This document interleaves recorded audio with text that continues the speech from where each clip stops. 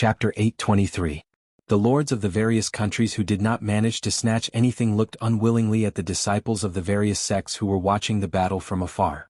Their wolf-like gazes immediately made the disciples of the various sects feel that something was wrong, and they quickly retreated. This group of fellows were now extremely confident, and no longer placed the disciples of the various sects in their eyes.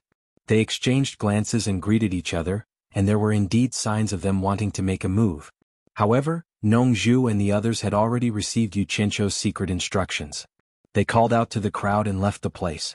Yuqiancho looked at Nongzhu, who had flown away with a stomach full of bewilderment. Didn't this old brat not want to worry about anything? Why was he so energetic when he was doing this? Du Feng and the others were speechless as they looked at the corpses all around them. They then looked at Yuqiancho with reverence in their eyes. Everyone knew that the reason why they were able to avoid danger so smoothly this time was because of Yuqiancho. The scene of the instant kill kept appearing in everyone's minds, causing their hairs to stand on end just thinking about it.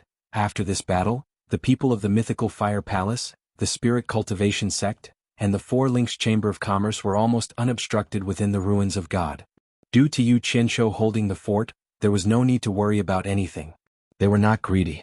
As long as others did not provoke them, they would not provoke others. They searched for all sorts of treasures on their own, and their harvest was not small. However, the situation within the ruins of God had undergone a huge change. The news of the disciples of the Heartless Palace and the other 7 great sects being annihilated was like a stone that stirred up 1,000 ripples.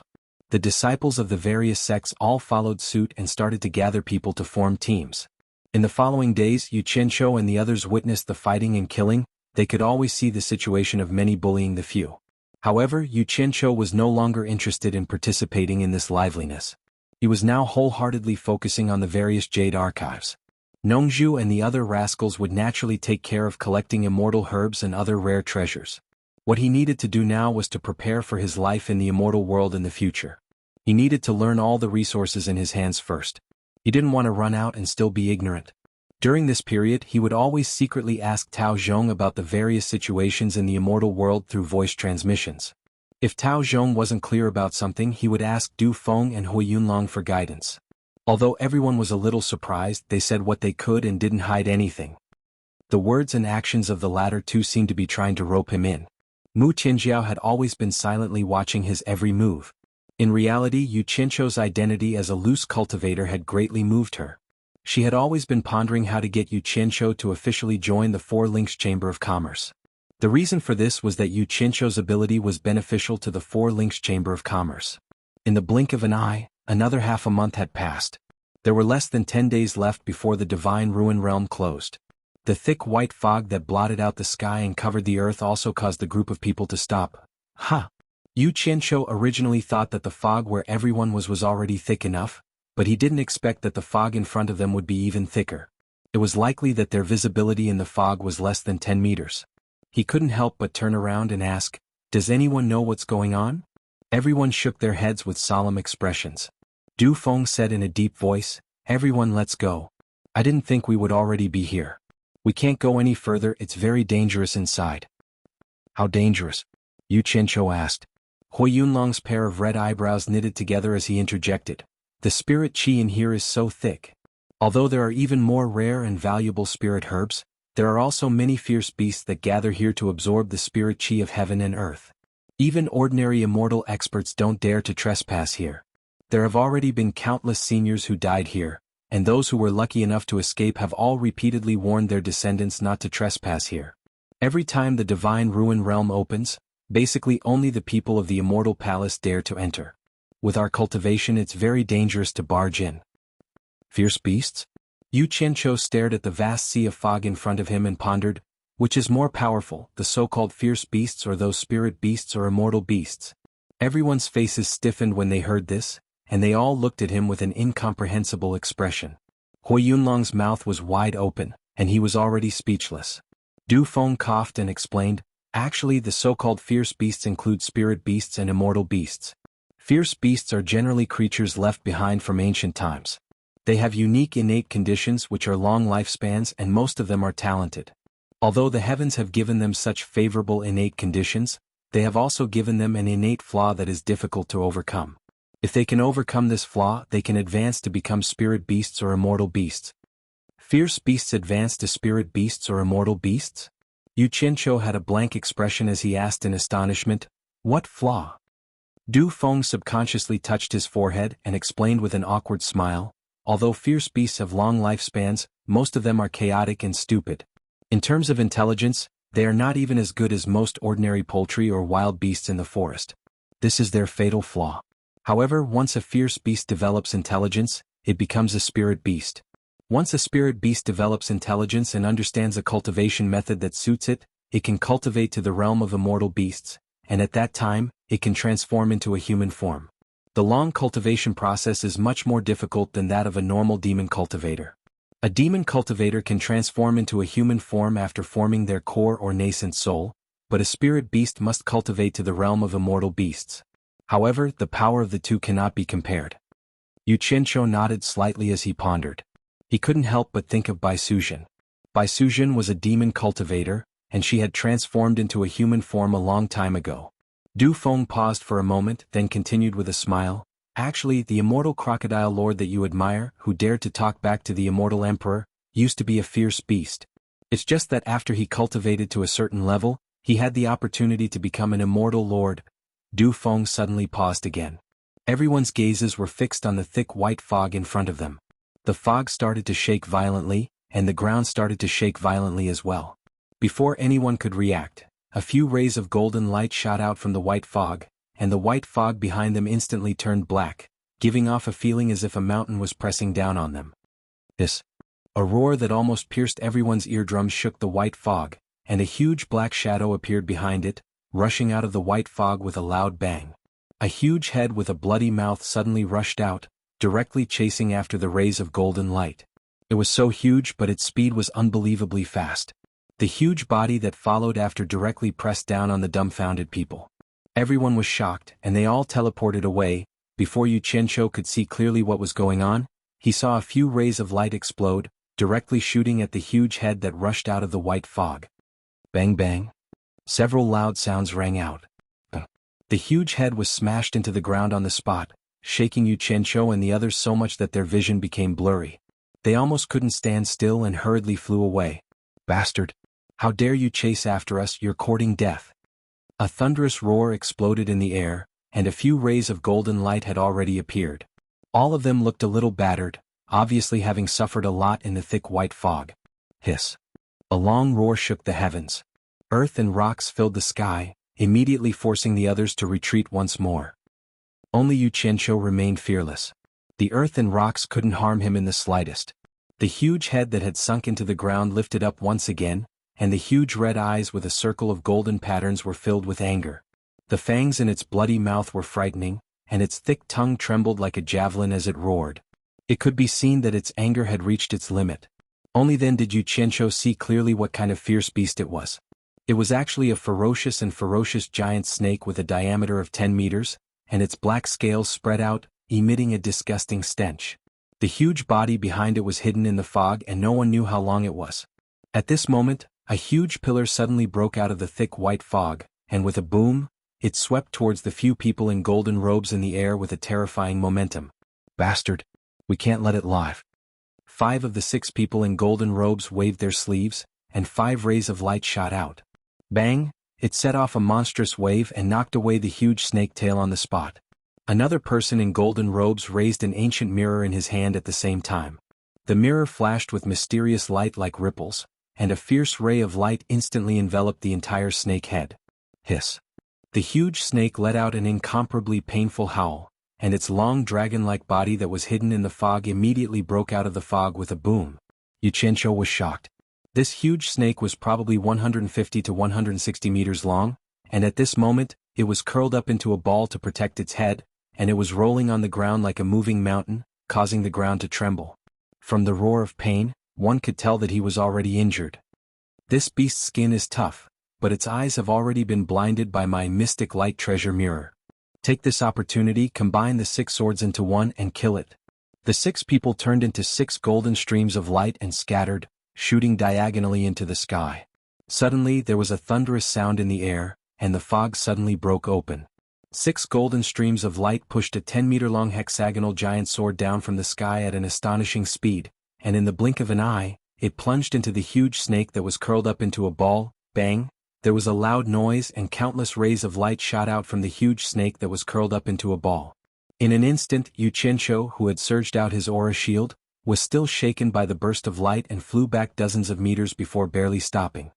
His aura shield had already collapsed, and the blood hanging from the corner of his mouth said everything. Hiss.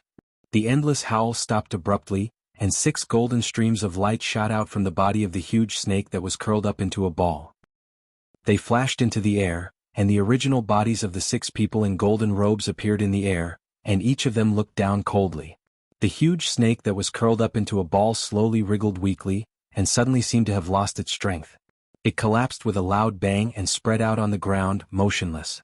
Under many of the hard leather armor, there were bloody cuts, and the 2 huge eyes became paste and blood kept flowing out. On the forehead between the eyes, there was a huge hole that was pierced by something, and red and white things were slowly flowing out. Chapter 8:24. Xianxia slowly wiped the blood from the corner of his mouth and looked at the scene in front of him in shock. The momentum and power of the 6 people joining forces to kill the giant snake made him gasp. Although he did not know what the cultivation of the 6 people was, the strength of the immortal realm experts was undoubtedly shown.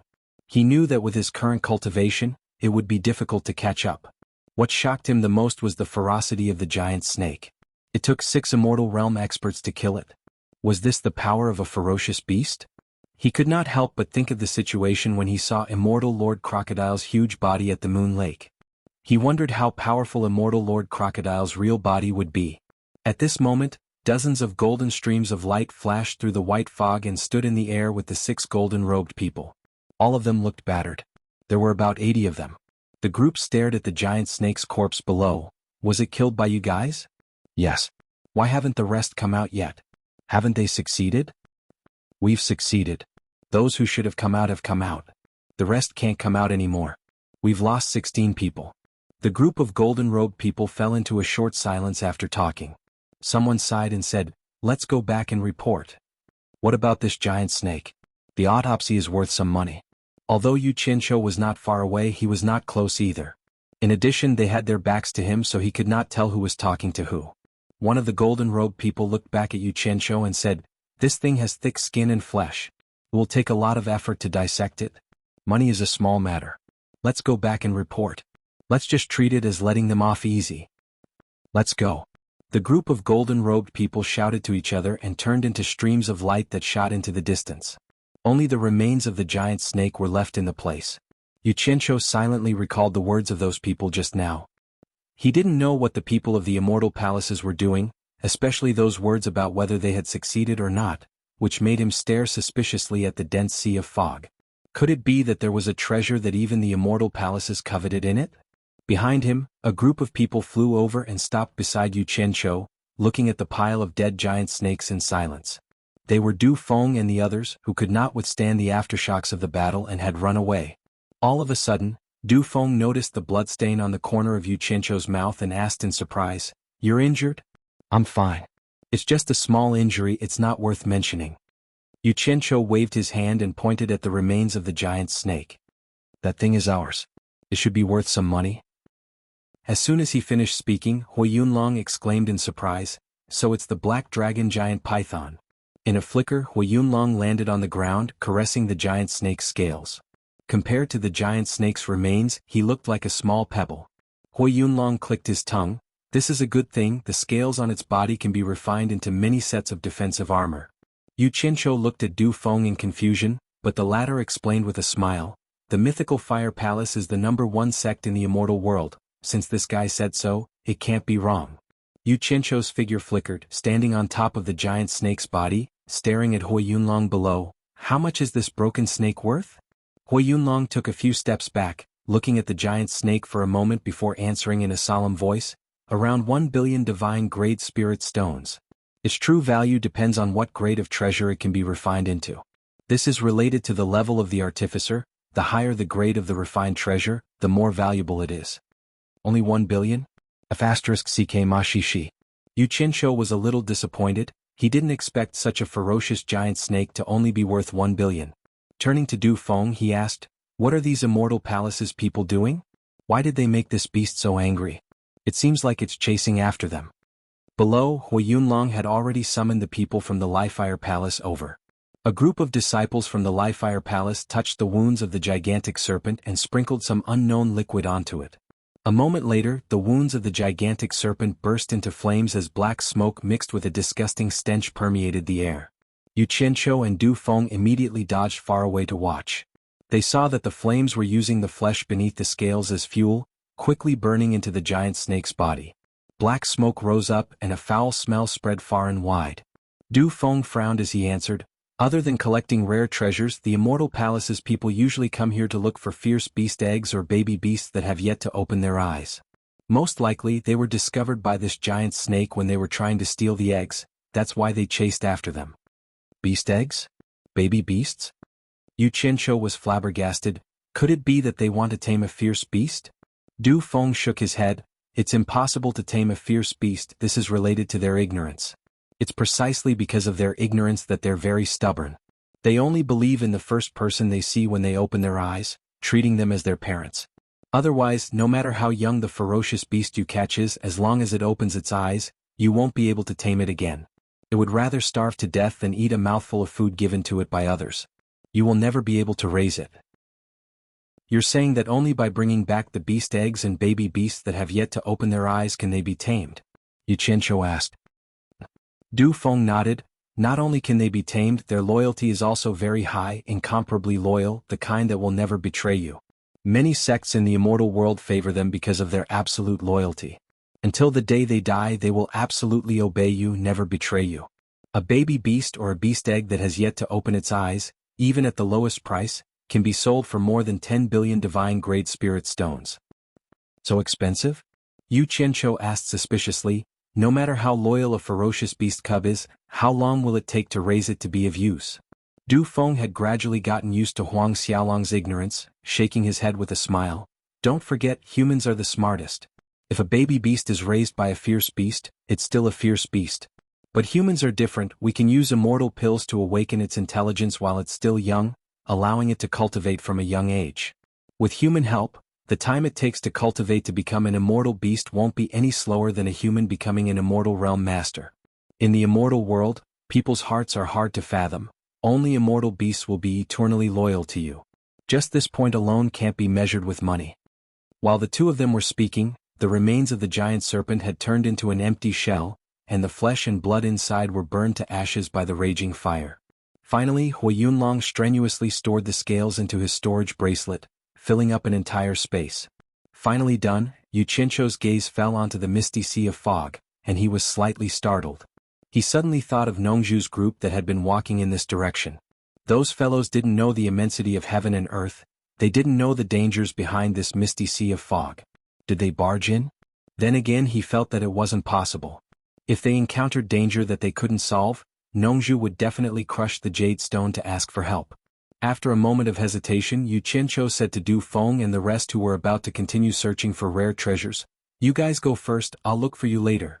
Amidst everyone's exclamations, Yu Qianqiu disappeared into the misty sea of fog.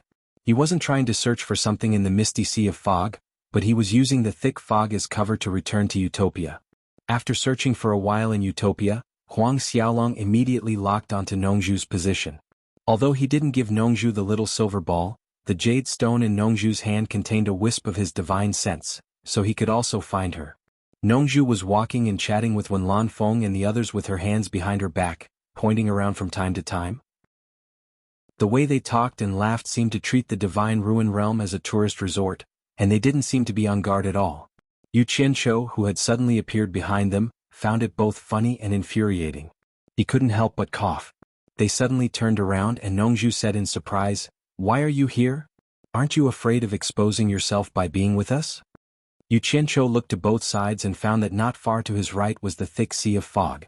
It seemed that these fellows were sweeping along the edge of the sea of fog, in the opposite direction of Du Feng and the others. He couldn't help but point to the sea of fog with a smile and said, "Why don't you go in there and have a look?" They immediately looked at each other and Nongzhu waved her hand and said, "Don't mess around, kid. We caught someone before and asked them why they didn't go in. It turns out that there are many fierce beasts in there, and that's a place even immortal realm masters don't dare trespass. Not to mention we've already gotten a lot of things, there's no need to take that risk. No matter how much money we have, it's not as important as our lives. Motherf asterisk her. They're really cunning old fools. I underestimated their intelligence, making me worry for nothing. Yu Qianzhou's face lit up with joy. You got a lot of things? How many? Everyone smiled at each other, then Nongzhu chuckled. There are more than 3,000 kinds of immortal herbs, and we've collected about half of them recorded in the Jade Archives. Although most of them are mid to low-grade Jade Archives, we calculated based on the market price and they're worth about this much. He held up 2 fingers. Yu Qianzhou's eyes lit up. 200 billion divine grade spirit stones? Other than Lu Yanqing, the others laughed in unison. Nongzhu snickered, not 200 billion but 2 trillion divine grade spirit stones. She took out a jade archive and passed it to Huang Xiaolong, saying, take a look, we've categorized them according to the prices in the jade archives, everything is listed in there. 2 trillion? Yu Qianzhou was dumbfounded. He gulped as he took the jade archive and carefully examined it. As a result, he was shocked by what he saw. After a long time, he sighed and clicked his tongue as he said, although there aren't many high-grade spirit herbs here, our main goal isn't money. It's enough as long as we can gather the spirit herbs we urgently need. As he said this, he was taken aback. He raised his head to look at the others and said, damn it! How many people did you guys kill after robbing so many things? Lu Yanqing bit her lips and the others looked at each other. Nongzhu shook his head with a solemn expression, saying, we haven't counted them yet, but I'm afraid there must be more than 10,000 people. Chapter 825. Yu Qianzhou was completely speechless. A dignified immortal disciple from the upper realm had actually been killed by a bunch of loafers. He couldn't help but reveal an expression of not knowing whether to laugh or cry. Seeing this, Nongzhu immediately sighed and comforted him. I really didn't expect it to be like this, but what's done is done. The dead can't be resurrected, so what else can we do? Don't give me that. Yu Qianzhou waved his hand and said, we still have to live in the immortal realm in the future. You've killed so many people, you've made enemies with at least a few hundred sections. Let me ask you, when you did it, did you cut the weeds and eliminate the roots? If you want to do it thoroughly and cleanly. Don't leave too many clues for others to use against you. Otherwise, we'll have a lot of trouble in the immortal realm in the future. You all have to show your faces in the immortal realm in the future.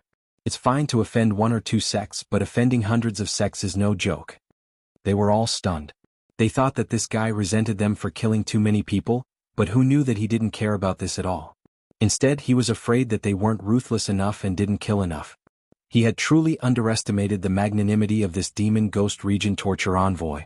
Back then, he had killed people like scything flax. The corner of Nongzhu's mouth twitched and she said thoughtfully, it should be more thorough. Everyone is anxious to get their hands on the things, and would rather kill the wrong people than let them go. Come on. I've worried for nothing. These guys aren't any good people. Yu Qianzhou immersed his divine sense into the Jade Archive to check it again. After confirming that the required spirit herbs had been gathered, he raised his head and said, all right, our main goal has been achieved. Gather everyone.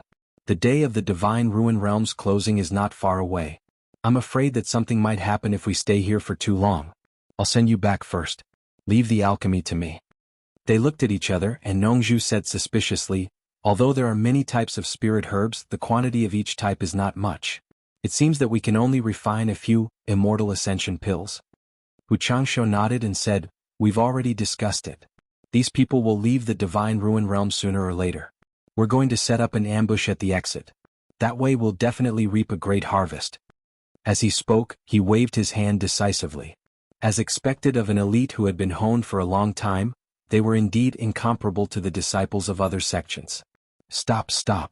Yu Qianzhou waved his hand and said, I've thought of this method long ago, but you guys don't know that the Immortal Palace's people are guarding the entrance of the Divine Ruin Realm. Don't worry with these items that are worth 2 trillion, they are the hope of us cultivators in the mortal world. I will have a way to let everyone forge an immortal body and run freely in this immortal world. Seeing that everyone was still confused, Yu Qianzhou took out the token and threw it to Nongzhu. This is the token of the biggest auction house and appraiser house in the immortal world. It was given to me by the granddaughter of sect leader Wangu Tong. Shui Mingqing is a disciple of the Heaven Palace, the largest alchemy sect in the immortal realm. The red-haired guy who was with me before is a disciple of the mythical Fire Palace, the largest alchemy sect in the immortal realm. Now that everything is in order and we have the capital, it's up to me to do it. Please believe me, it's just a matter of time. When the time comes, everyone will get what they want. They examined the purplish gold medallion. After confirming that it wasn't a fake, they looked at Xianxia in shock. They hadn't expected him to have connections with so many big sects in the immortal world. He really was capable. The largest alchemy sect? Why does that red-haired kid look like Nanming? Nongzhu muttered as she returned the token to Xianxia. She then asked suspiciously, "Then why did the granddaughter of Wangu Tong give you the token?" He asked the question he was most concerned about. "Probably because of my good character. It's a private matter. Why do you care so much?" Xianxia gave a perfunctory reply. He waved his hand and said, "Gather everyone. Be careful, don't let Shui Mingqing suspect our origins." Although Nongzhu was a little unhappy, she still cooperated with Xianxia and the others to gather all the people. After all the people gathered, Xianxia sank Shui Mingqing into the ground again and led the group of people into the thick white fog that was like a white wall. After returning to the underground transportation formation, the anxious group finally relaxed. The reason why they were anxious was because they were worried that Xianxia would harm them. Now that they had returned to their homeland, they were naturally relieved. Xianxia led the group back to the sacred palace that the underworld saintess had opened up. He gathered everyone's loot together, including the 99 sets of illustrations and jade archives that had been distributed. It wasn't that he was stingy, but he still had use for these things. If he were to purchase them on a large scale again, he was afraid that it would arouse suspicion. He kept all the immortal herbs. He did not take any of the spirit stones, transcendent artifacts, and the like. He directly threw them back into Nongzhu's hands. He looked around at the group and said, "Everyone, divide the remaining things among yourselves. You guys decide how you want to divide them. I won't interfere. It's best if you don't cause any trouble. These things are really nothing. There will be many more good things in the future. Everyone, please don't hurt our friendship. After all, we still have to work together in the future." Everyone laughed and expressed that there was no problem. Xianxia smiled and nodded. "There are some things that I don't know if I should say. With this transportation formation leading to the immortal realm, there's no point in everyone fighting over things in the human realm. Let's just return the human realm to the mortals. We from the cultivation world shouldn't interfere. If possible, it's best if everyone brings all the forces in your hands here to settle down. Also, the matter between you and the cultivation world of wuxia should also stop. The so-called star bead has actually been brought back to the underworld by the Virgin of the Underworld. Even if you turn the cultivation world of wuxia upside down, you won't be able to find it. Let's stop here. I'll take the immortal herbs with me. Everyone stay in the human realm and wait for my good news. I'll go back to the immortal realm first." As soon as Xianxia turned around, he suddenly turned back to the group and said, "By the way, you'd better take turns to guard here. Don't let anyone with bad intentions destroy the transportation formation. Otherwise your efforts will be in vain. At the same time, it will be convenient for me to find you. Also, about this trip to the immortal realm, just keep it to yourselves. Don't reveal it to your disciples or anyone else. This matter needs to be kept secret for the time being." After that, he flashed into the underground passage and disappeared. Everyone looked at each other for a long time. Nongzhu waved her arm and said, "Let's divide the things first." The quiet divine hall suddenly became lively. All kinds of voices mixed together. Finally, it was time to share the fruits of victory.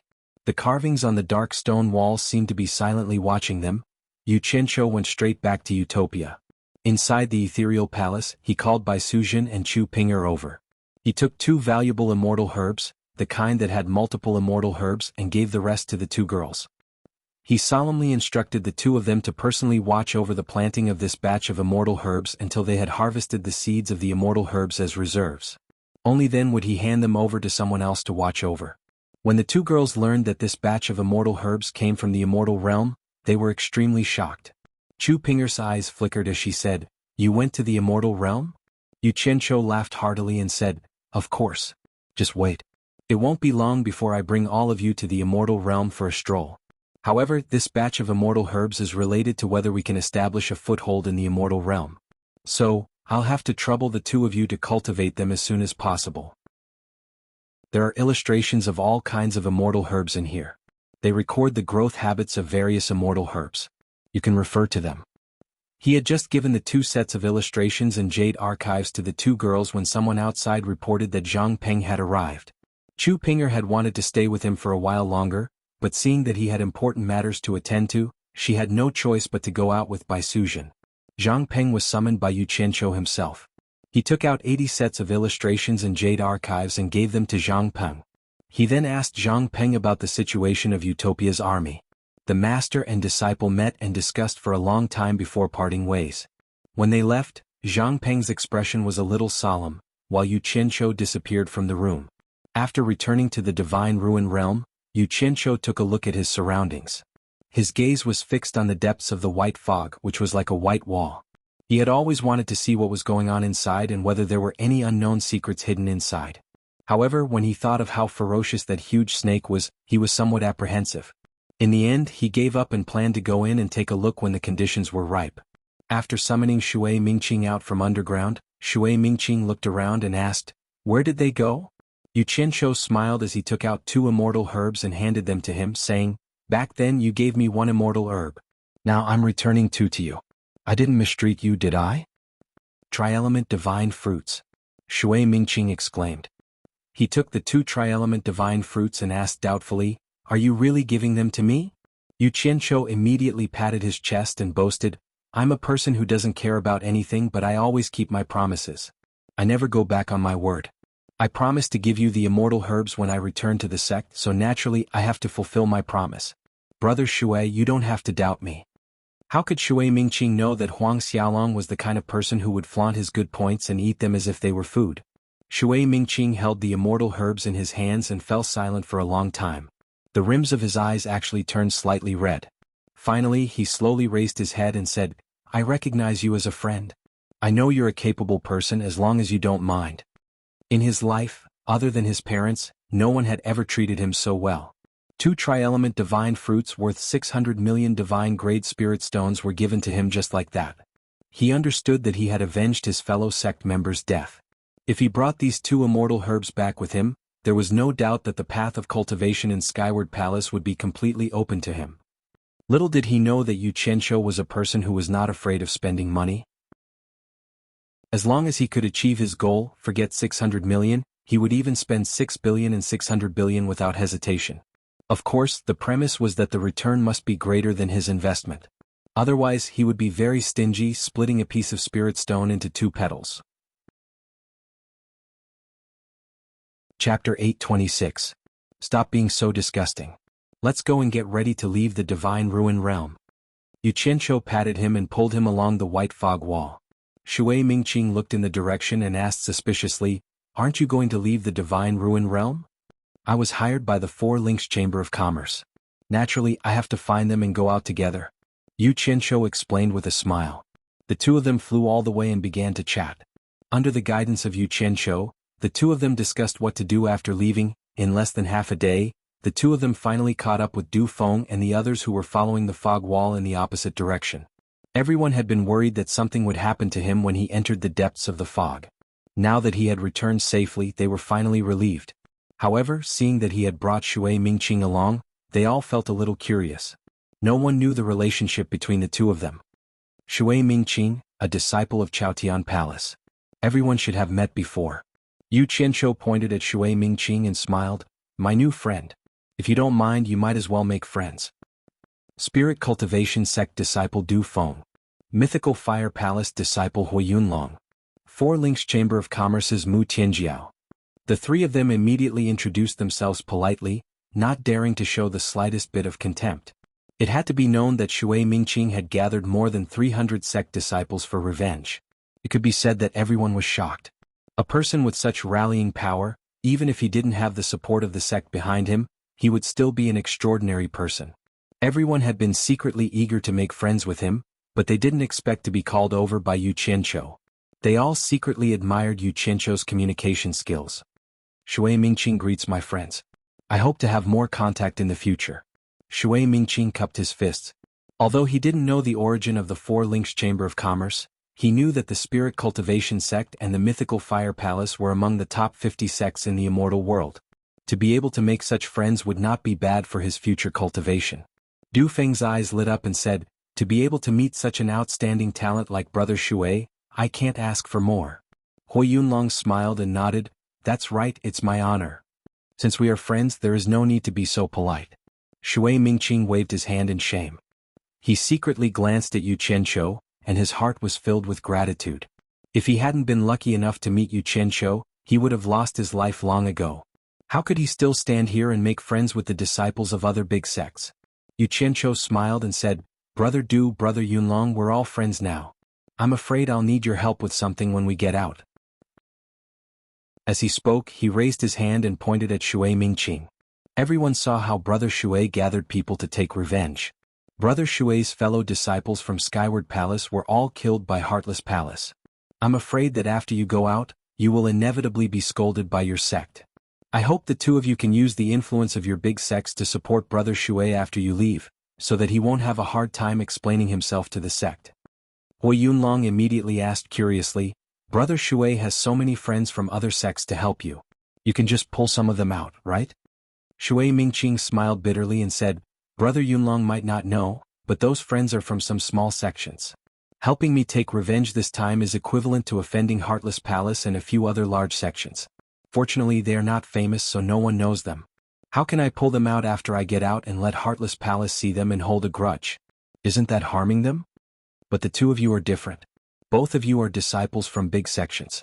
Heartless Palace and the other sects will not become enemies with two big sects for the death of a few disciples who have not reached the celestial realm. Brothers, see if it is convenient for you. If it is not, then don't force yourself. I will think of other ways to deal with it. Actually, these words were taught to him by Yu Qianqiu along the way. Yu Qianqiu had been instilling a philosophy in him. This matter was a chance for him to make a name for himself. As long as he handled it well, he would fight for his own position in Skyward Palace. Otherwise he would be like a flash in the pan. He could only be in the limelight for a while and then become a mediocre disciple of Skyward Palace again. Yu Qianqiu's guidance painted a beautiful prospect for Shui Mingqing, and it immediately caused Shui Mingqing's heart to palpitate with excitement. He asked Yu Qianqiu several times excitedly and apprehensively if it was really feasible. Yu Qianqiu only said one sentence, Brother, I will do my best to help. He had seen Yu Qianqiu's ability and capability. After thinking for a while, Shui Mingqing immediately clenched his teeth and decided to go all out for the sake of his future. Du Feng nodded slightly and said, I see. Brother Shui is affectionate and loyal. No wonder you can make so many friends. I, Du Feng, will do my best to help you in this matter. Hui Yunlong patted his chest and said, Brother Shui, don't worry. I will definitely think of a way to give you face. Although Mu Tianjiao, who was at the side, also wanted to express her support, she knew that her 4 links Chamber of Commerce was really unknown. If she were to offer her support now, she would be suspected of benefiting from it. Therefore she simply remained silent. Yu Qianqiu looked at this scene with a smile. This was right. This was the effect he needed. If he wanted Shui Mingqing to play a role in Skyward Palace and help him, he first had to promote him and let him have a say in Skyward Palace. Otherwise he would not even have the right to speak, so how could he help him? As long as Shui Mingqing told this lie, it would be equivalent to boarding his pirate ship. If he wanted him to sit firmly on his pirate ship, he had to use fame and fortune to tie him down. Then he would work hard to row this pirate ship with him. Once a mediocre disciple had tasted the taste of fame and fortune, how could he bear to give up? Du Feng and Hui Yunlong did not know the inside story. They agreed to help because they wanted to use Shui Mingqing to improve themselves. After this, Shui Mingqing would definitely become famous, and it was more or less beneficial to be his friend. Besides, in the previous battle, the two clans were already at odds with the Heartless Palace. Whether they helped Shui Mingqing or not, the result would be the same. Both sides had benefits, but they did not know that Yu Qianqiu, who was smiling at the side, had planned everything, hiding behind the scenes and waiting to cut off the benefits that belonged to him. Shui Mingqing thanks you in advance. Shui Mingqing cupped his fists and said, If you need Shui Mingqing's help in the future, don't hesitate to ask. Friends should help each other. Brother Shui, you're too polite. Du Feng and Hui Yunlong were showing off their generosity. Yu Qianqiu waved his hand and scolded with a smile, Stop disgusting people here. Everyone get ready. If you have anything to say, say it after leaving the Divine Ruin Realm. Hui Yunlong turned his head in shock and said, You mean to leave the Divine Ruin Realm now? Yu Qianqiu smiled and nodded. Du Feng immediately frowned and said, There are still about 10 days before the closed-door training in the Divine Ruin Realm. If we leave so early, I'm afraid it won't be easy to report back to the sect. I will give you a good reason. You can tell your masters about it. Yu Qianqiu waved his hand and pointed around with a hint of pointing at the country. Along the way you have all seen the situation, the various sects have already set off the wind of teaming up to snatch. Since we have already teamed up and I have helped you take revenge, you must also help me take revenge. In such a situation in the following days, it will definitely become more and more intense, setting off a storm of slaughter. I'm afraid it will be difficult to stop. The more people die, the easier it is for all kinds of treasures to be concentrated in the hands of a few people, and the easier it is for people to be jealous. If we don't go out now, when everyone's eyes turn red from killing, it will be difficult for us not to be implicated. Everyone was slightly shocked when they heard this. Thinking about it, it really was like this. Mu Tianjiao looked at Yu Qianzhou with a strange light in her eyes. She bit her lips slightly and no one knew what she was thinking. Yu Qianzhou paused for a moment before continuing. If I'm not wrong, once this precedent is set, I'm afraid that the next time the Divine Ruin Realm opens, the various sects will discuss the matter of teaming up before they even enter the Divine Ruin Realm, so that their disciples won't be at a disadvantage when they enter the Divine Ruin Realm. Actually, to those famous sects, losing a few disciples or suffering a few losses is a small matter. Losing face is a big matter. Brother Yu is right, such a thing may indeed happen. Du Feng looked at everyone with a serious expression and nodded. Looks like we really have to go out early, what do you think? Then let's go. Hui Yunlong agreed. Mu Qinjiao bowed slightly and said, I will listen to everyone. Shui Mingqing naturally did not have any objections, so the group immediately followed Yu Qianzhou and quickly flew towards the exit of the Divine Ruin Realm. Along the way they encountered several waves of robberies. When some people saw that the leader was Yu Qianzhou, they immediately turned around and ran in fright. Although some people had heard of how terrifying Yu Qianzhou was, they did not know Yu Qianzhou. However, they knew of the mythical fire palace and the spirit cultivation sect. When they saw the two sects, they quickly retreated, because they heard that the person who killed more than a dozen late-stage soul formation experts was with these two sections. Thus the journey was surprisingly smooth. After flying at high speed for about an entire day, they finally arrived at the exit of the Divine Ruin Realm. In the end, they encountered a few sects that had teamed up to ambush at the exit. However, when they saw that it was the mythical fire palace and the spirit cultivation sect, they continued to hide. It was obvious that they also knew about the destruction of the Heartless Palace disciples. The group did not stop and quickly entered the rotating white light in the cave. After passing through the unknown space where streams of light flew, a huge suction force pulled them out of the passage. Outside the ruins of God, more than 10,000 rich and powerful sects had sent people to keep an eye on them. Although there were people who were truly concerned about the safety of the disciples in the sect, most of them had the intention of supervising them, afraid that the disciples in the sect would hide some treasures after they came out. Secondly, they were afraid that some disciples would escape in advance out of fear of danger.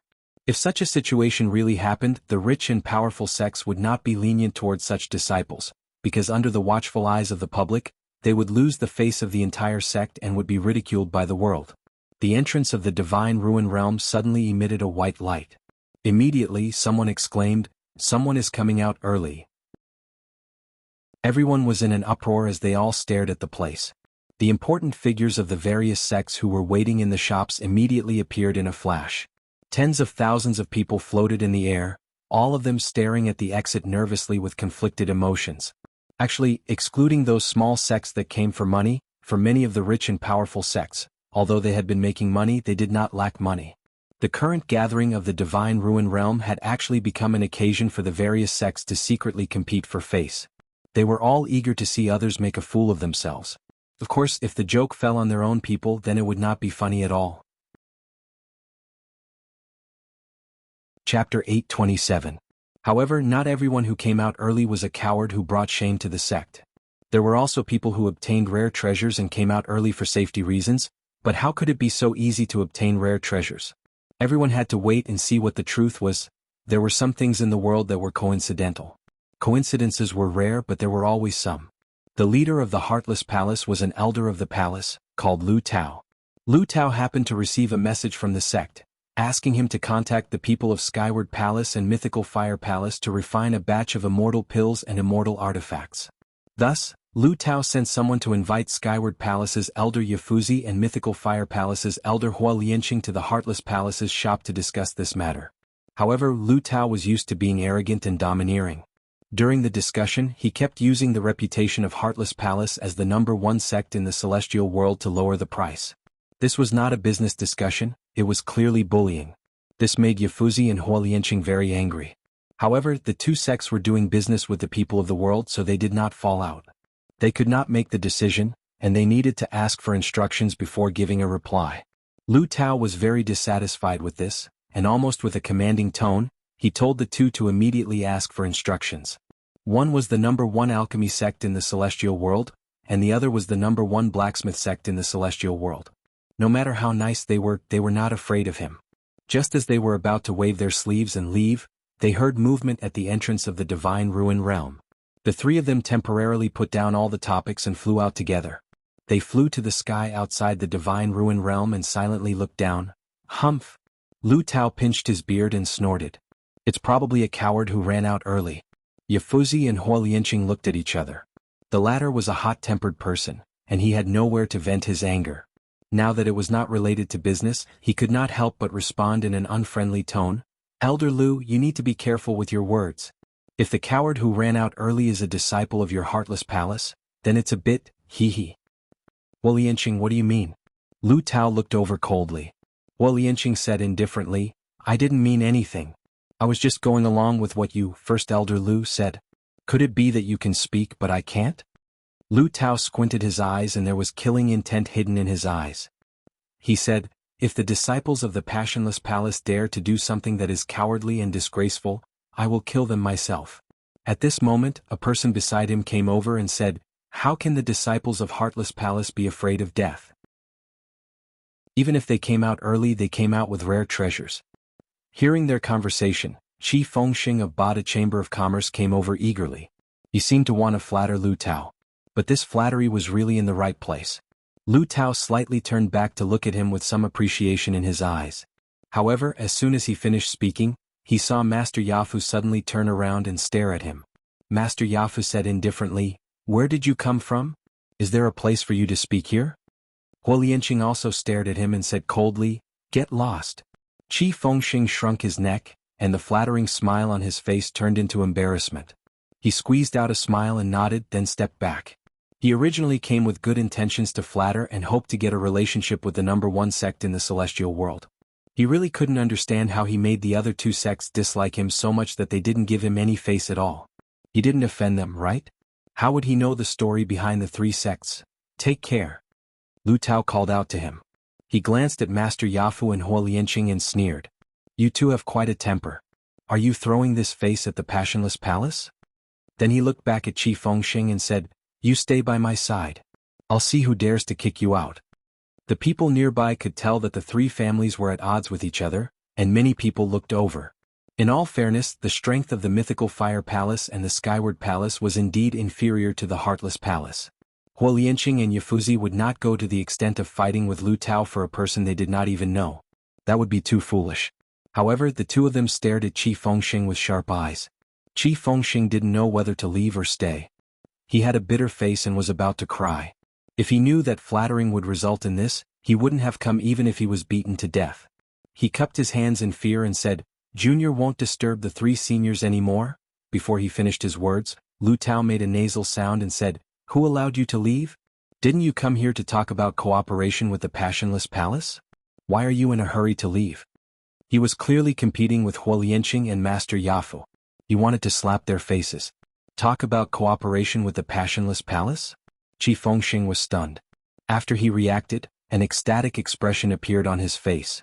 He bowed and stood behind Lu Tao and said, Junior won't go anywhere. I'll listen to Senior's instructions.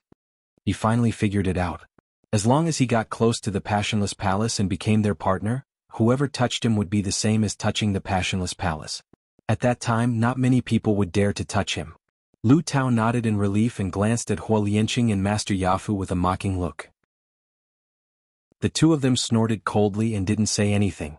They just cast a pitiful look at Qi Fengxing, which made Qi Fengxing's heart tremble. However, many people from small sects cast envious looks at Qi Fengxing. At this moment, the entrance of the divine ruin realm spat out a white light, and a series of figures flashed out. It was Yu Qianzhou and the others. Under the berating of the golden-robed guard at the entrance, more than 70 people quickly walked out to the field under the watchful eyes of the crowd. The ushers of the mythical Fire Palace, the spiritual cultivation sect, the Skyward Palace, Mu Bing, and Nantianlong also quickly rushed to the field and asked with concern. Why is there only one person left from the Skyward Palace? Could it be that these few sects found rare treasures and returned together? Ah! Lu Tao immediately looked up to the sky and laughed heartily. Qi Fengxing also laughed softly behind him. In the pavilion at the top of the mountain above the cave, the wind was leisurely, and the field of vision was wide. Wu Xiong, the commander of the external affairs of the Immortal Palace, was sitting in the pavilion and drinking. After hearing the arrogant laughter, his gaze shot over like a sharp knife. Immediately, Lu Tao's laughter stopped abruptly and he quickly shut up. Wu Xiong glanced at the field at the foot of the mountain. After discovering that it was Mu Tianjiao and the others, his gaze paused for a moment, and then he continued to drink. Although Lu Tao did not dare to laugh loudly again, he could not help but reveal a mocking expression as he stared at Huo Lianqing and Yafuzi. The two of them looked at each other and rushed into the field. Du Kairen, the elder of the spiritual cultivation sect, also could not help but flash down. After the three of them came down, Hui Yunlong and Du Feng walked over together, bowed and greeted, "Father." After Du Kairen and Huo Lianqing looked at each other, they glanced at the people of the two sects, and found that there was not a single person missing. The two of them could not help but be puzzled. Du Kairen raised his hand slightly, and Huo Lianqing nodded. He asked with a sullen face, "Yunlong, what is the meaning of this? Why did you come out early? Could it be that you did something that is greedy for life and disgraces the sect?" Looking at the actions of the two, it seemed that the relationship between the two sects was not ordinary. Du Feng and Huo Yunlong looked at each other and smiled. Huo Yunlong replied, "Father, you misunderstood. This trip to the Divine Ruin Realm was quite fruitful because the situation inside has changed greatly. So, I can't explain it clearly in a moment or two. I'll explain it to you later. In short, you just have to wait and watch the show." Seeing that the two of them could still smile, the two fathers were already relieved. When they heard that the harvest was quite fruitful, their faces revealed expressions of relief. In fact, Du Feng and Huo Yunlong were cousins and their mothers were sisters. The reason why the two of them took the risk to enter the Divine Ruin Realm was discussed by their parents. It was mainly to fight for a better opportunity for their sons to develop. This was why the Mythical Fire Palace and the Spiritual Cultivation sect teamed up in the Divine Ruins Realm. However, Du Kairen and Huo Lianqing were still a little confused. They looked at each other, not knowing what was going on. On the other side, Yafuzi and a disciple of the Skyward Palace looked at Shui Mingqing with ashen faces, causing Shui Mingqing to be a little flustered. He did not know how to say the words that were about to come out of his mouth. Yafuzi asked the disciple beside him, "What's his name?" The disciple quickly bowed and replied, "His name is Shui Mingqing." Shui Mingqing? Yafuzi thought for a while and seemed to vaguely remember this name. Then he asked in a deep voice, "Shui Mingqing, let me ask you, why did you come out alone? Could it be that you were afraid of death and escaped in advance?" At the end of his sentence, his expression was already stern. Everyone's gazes were also fixed on him. Lu Tao, who was in the air, was sneering. Yu Qianqiu was speechless when he saw Shui Mingqing's terrified expression. He sighed in his heart. He was still lacking. He was lacking experience. Du Feng and Huo Yunlong exchanged glances when they heard this. They hurriedly walked over and bowed to Yafuzi together. Du Feng was even more emotional as he said, "Senior, the feat of your esteemed sect's brother Shui Mingqing is enough to make the Skyward Palace proud. How can he be afraid of death?" Huo Yunlong also nodded and said, "This junior dares to say that none of the hundreds of thousands of disciples from various sects who entered the Divine Ruins realm can compare to brother Shui Mingqing. At least the two of us are inferior." Du Feng immediately said, "Speaking of which, our two sects still have to thank brother Shui Mingqing. If not for him, I'm afraid our two sects would have suffered heavy losses." Mu Qinjiao, who was talking to Mu Bing, also walked over and bowed to Yafuzi.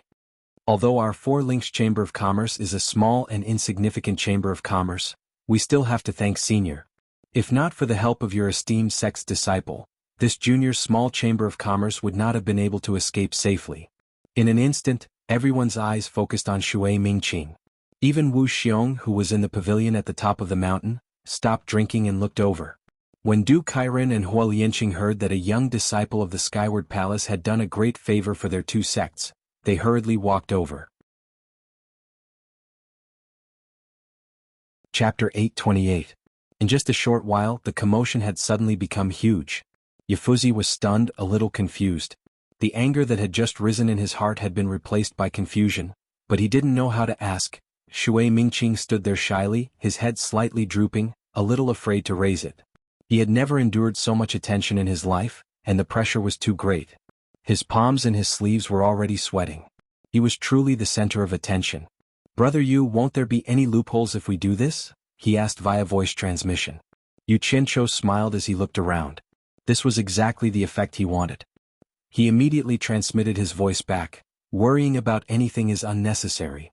Just move forward bravely towards your goal. When you truly become a superior, you will realize that as long as you succeed, the false will be true, and others won't even have the right to question you. This is the difference between ordinary people and superior people. Ordinary people are always worried about being exposed when they lie, but superior people eat lies like a meal, and through lying they train their fiery eyes and indestructible body. If you are always afraid of wolves in front and tigers behind, then there will never be a day where you can stand out." "Brother Yu is right." Shui Mingqing smiled bitterly and said, "But I won't hide it from Brother Yu, I am really a little scared right now." "What do you mean a little scared? You are obviously very scared." Yu Qianqiu said disdainfully, "What are you afraid of? Let me tell you, there are two kinds of people in this world.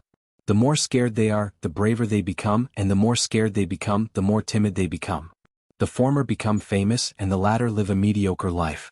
Think about it yourself, which kind of person do you want to be?" Perhaps he found that his tone was a little too harsh, but the other party still wanted to retreat at the last moment. How could this be? However, Yu Qianqiu still softened his tone and said calmly, "Think about it, there are many young disciples like you in the immortal world, but how many of them have an opportunity like you?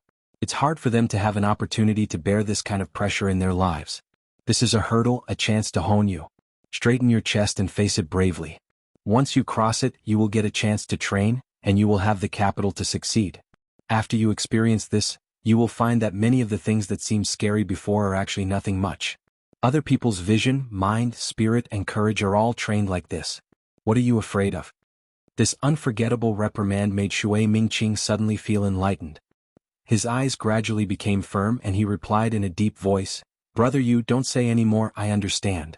Yu Qianqiu was gratified and said, "It's good that you understand. If you want to retreat again, think about how miserable you were when you were being chased by the disciples of Heartless Palace in the ruins. If you were to encounter such a situation again, it would be impossible for someone to save your life all the time. You would have to rely on yourself. In life, you will either be on the chopping block or fish on the chopping block. You should constantly strive to improve yourself. What's a mere pressure worth mentioning?" Shui Mingqing gradually raised his slightly lowered head. His eyes were clear and firm, and his fists that were tightly clenched in his sleeves slowly loosened. After Yu Qianqiu noticed this change, the corners of his mouth curled up into a smile, and he didn't say anything else. If this still couldn't make him pull himself together, then he was at most a piece of trash that couldn't be helped and should be silenced. The people who had been silently observing Shui Mingqing finally saw his appearance clearly. He stood there calmly, facing the elders of the sect with a calm expression. His slightly lowered gaze expressed his respect for the elders of the sect, but it also revealed a strong sense of self-confidence. It was rare for a young disciple who had yet to ascend to the immortal realm to have such determination under the attention of so many people. Many people's eyes lit up slightly. A trace of surprise flashed through Master Yifuzi's eyes. He realized that this young disciple, whose name he couldn't even remember, was actually a hidden sword. When he lowered his head, there was no difference between him and many ordinary young disciples, so much so that even Master Yifuzi had misjudged him. But when he raised his head slightly, that kind of strong self-confidence was definitely not something the other young disciples could compare with. Seeing the surprise in the eyes of the others, Master Yifuzi looked at Shui Mingqing again. Although Shui Mingqing was just standing there without saying a word, there was no doubt that his confident silence told everyone that he hadn't done anything that would bring shame to the sect. There was no need for him to defend himself. That would be an insult to him. There was no need to explain anymore. Master Yifuzi firmly believed that Shui Mingqing would not lose face for Skyward Palace. However, he wanted to know what had happened in the ruins of the gods and why he had come back alone. Du Feng and Hui Yunlong looked at each other with admiration in their eyes. If the two of them were faced with such a situation, they definitely wouldn't be able to handle it as easily as Shui Mingqing did. They would definitely be anxious to defend themselves. But look at him, that kind of bearing, this was the charm of a person. No wonder he could get 300 disciples to help him take revenge with just a call. Among his peers in the celestial world, Shui Mingqing was the only one who could do this. This friend was worth it. Du Karen's eyes flashed as he looked at Shui Mingqing and asked Du Feng, "Du Feng, what did this Skyward Palace disciple do for us? Tell us so we can thank him." After Du Feng bowed to his father, he looked at Shui Mingqing and sighed, "Brother Shui, what a heroic deed." Because the disciples of the Palace of Heaven had picked a three elements immortal fruit, they attracted the covetous eyes of the Heartless Palace disciples. After a series of attacks, he was the only one left among the disciples of the Palace of Heaven that had entered the divine ruin realm. What? Master Yafuzi's expression changed. He stared at Shui Mingqing and shouted, "The others are all dead?" Everyone was in an uproar as they looked at Elder Lu Tao of Heartless Palace in the air. Lu Tao slowly crossed his arms, a hint of pride on his face as he sneered without saying anything. Shui Mingqing's expression was solemn as he cupped his hands and said, "Disciple is incompetent and failed to protect the other disciples. Disciple is willing to accept any punishment without complaint." On the side, Yu Chincho's eyes lit up as he thought to himself, "I didn't misjudge him. Sure enough, this kid is worth teaching. It seems like this show can go smoothly." Master Yafuzi was furious, but he suppressed it when he looked at Shui Mingqing. He looked up at the sky and shouted, "Lu Tao, a disciple of your Heartless Palace dared to kill a disciple of Skyward Palace. How are you going to explain this?" Lu Tao looked down and sneered, "Master Yafuzi, don't tell me you don't know what's going on in the ruins of the gods. Don't tell me that your disciples have never killed disciples of other sects in the ruins of the gods. In the ruins of the gods, the disciples of each sect rely on their own abilities. Fighting and killing are common. If the sects don't let it go after that, then it will be very lively. I'm afraid there will never be a day of peace in the celestial world." Du Kairen grabbed the furious Master Yafuzi and glanced at Lu Tao in the sky. "Brother Yafuzi, don't be impatient. There must be a sequel to this. Why don't you listen to it first?" Then he turned to Du Feng and said, "What happened next?" Du Feng said in a deep voice, "Brother Shui fought to the death with only one person left and finally escaped from the encirclement of the disciples of Heartless Palace. As for what happened after he escaped, we don't know either. Later on, my spirit cultivation sect, Mythical Fire Palace, and the Four Links Chamber of Commerce also met the disciples of Heartless Palace. They joined forces with the other 6 sects and nearly 200 people wantonly robbed and killed in the ruins of the gods. When they saw our 3 sects, they didn't put us in their eyes at all. They actually surrounded our 3 sects and wanted to destroy our 3 sects for the treasures." On the side, Huolianqing immediately frowned and stared at the sky with a sneer, as expected of a disciple of Heartless Palace. "They are really arrogant." Lu Tao, who was in the sky, snorted coldly as if he didn't care at all. Instead he was proud of it. "Continue?" Du Kairen frowned. Du Feng nodded and said, "At this critical moment, Brother Shui suddenly appeared. However, he didn't come alone this time. Instead, he was filled with the flames of revenge and contacted friends from over 300 sections. Over 300 people rushed over together and surrounded the disciples of Heartless Palace and the other 6 sects. Hui Yunlong, who was at the side, excitedly chimed in with his fists. Thus, our 3 sects, along with the 300 people that Brother Shui brought, worked together and defeated the 7 sects led by Heartless Palace. In the end, the 7 sects were completely annihilated. None of them were lucky enough to escape. That was called killing to my heart's content, ha." The air and the ground instantly boiled up. No one thought that this group of young disciples would actually put on such an exciting show in the ruins of the gods. They really couldn't tell. The sneer on Lu Tao's face gradually froze and darkened. Everyone started whispering to each other. No one would think that Du Feng and Hui Yunlong were lying, and it was impossible for them to lie in such a situation. Everyone's eyes were fixed on Shui Mingqing, who was standing silently without making a fuss. Everyone couldn't believe that such a young disciple who hadn't reached the immortal stage had actually made friends with more than 300 sections. What kind of concept was this? The most commendable thing was that these friends from more than 300 sects could actually stand up for him when he was in trouble. Their friendship was not shallow. He had friends in more than 300 sects. Right now he was only at the soul formation stage. If he waited until his cultivation level increased in the future, in time his appeal would be incredible. Many people looked at Master Ye with faint envy in their eyes. They didn't expect that there would be such a talent among the rising stars of Skyward Palace. Who would dare to say that someone who could make so many friends had nothing to do with their ability and luck? Shui Mingqing still stood there calmly, as if all the admiring gazes had nothing to do with him. In fact, he was excited, but he didn't dare to show it on his face. In his mind, he recalled the desolate and helpless scene in the valley, and his eyes became calmer and colder. Chapter 829. The more he acted like this, the more everyone revealed looks of praise.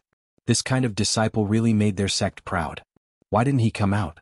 Huolianqing looked up at Lu Tao, who had a dark expression on his face and couldn't help but laugh. This is interesting, really interesting. Sigh. There are actually people who like to slap their own faces. This is the disaster caused by arrogance. Everyone naturally knew who he was talking about. They looked at Lu Tao, who had a dark expression and looked like he wanted to eat someone. This was indeed too embarrassing. Lu Tao didn't have the face to stay here anymore. Moreover, the disciples who entered the divine ruin realm were all dead, so there was no point for him to stay any longer. Lu Tao looked at the few sects gathered below with resentment. He wanted to say something, but he realized that what he could say was blocked by what he had said before. If he continued to be angry, he would only be humiliating himself. He snorted coldly and turned into a beam of light that flew into the distance. Qi Fengxing, who was beside him, was dumbfounded. He slowly hid in the crowd in the air so that he wouldn't be too conspicuous. The remaining Heartless Palace disciples didn't have the face to stay here anymore. They all flew back to their shops silently. Lu Tao could leave, but they still had to stay to make a deal. Awesome. Huolianqing looked at Master Ya and laughed. Brother Master, this disciple of your sect is really proud. A hint of pride flashed across Master Ya's face. He stared at Shui Mingqing seriously and said, "Why don't you defend yourself?" Shui Mingqing took out the 2 3-element celestial fruits from his storage bracelet and offered them with both hands. He said woodenly, "Disciple is useless. All the brothers who came with me were sacrificed, and only disciple came back alive. I couldn't get enough benefits for the sect and only brought back 2 3-element celestial fruits. Disciple really doesn't have the face to defend myself, and I'm afraid I'll lose the face of Skyward Palace. Elder, please punish me." Disciple will not have the slightest complaint and is willing to accept any punishment. His words of self-blame made everyone sigh incessantly. To be able to avenge his fellow disciples in that kind of situation, and even bring back 2 valuable immortal herbs alone, what else could they say about having such a disciple? If the Palace of Heaven still blamed him for this, it would be too unreasonable. Such a disciple would only be meritorious and not make any mistakes. Master Ya's expression changed. He silently put away the 2 3-origin celestial fruits in his hand. He stared at Shui Mingqing and pursed his lips as he said, "Whether you're punished or not, someone from the sect will deal with it when we return. Which faction are you from?" Shui Mingqing respectfully replied, "Disciple's aptitude is poor, and I'm temporarily cultivating with my fellow brothers and sisters. I'm not qualified to enter any branch to cultivate." A hint of joy flashed on Master Ya's face as he suppressed his voice and asked, "Since that's the case, are you willing to join my lineage and be my disciple?"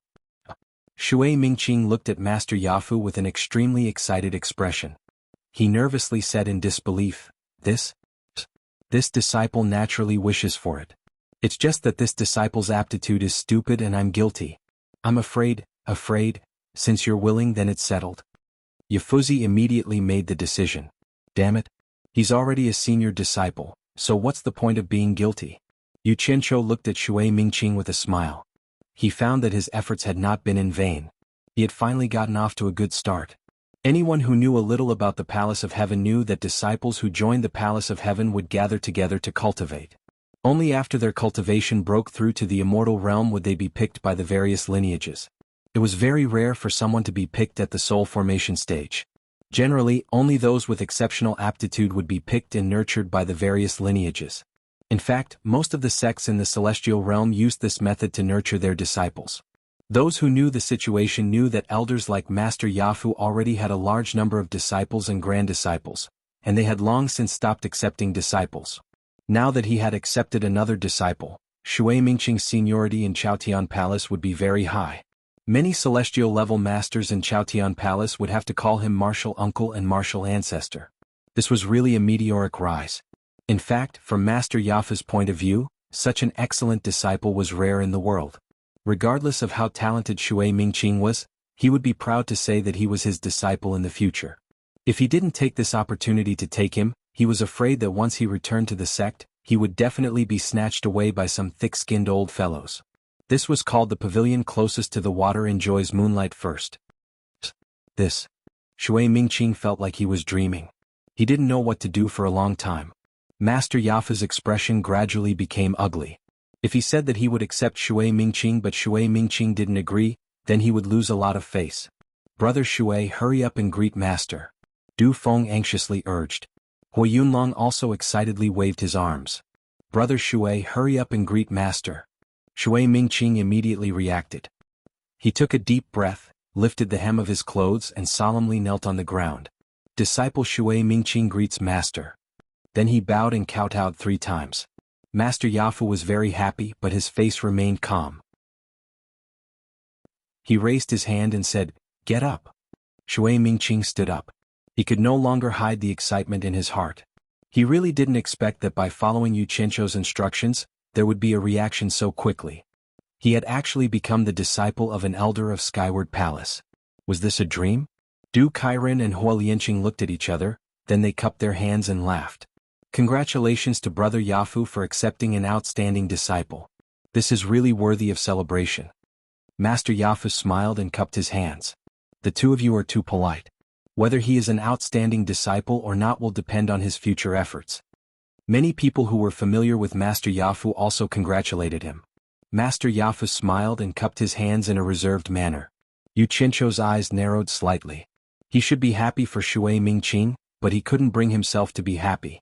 He thought about the disciples who died in battle for the honor and interests of their respective sects in the ruins of God. Glory always belonged to the living. As for the dead, the past was the past. But who would want to die? They had no choice.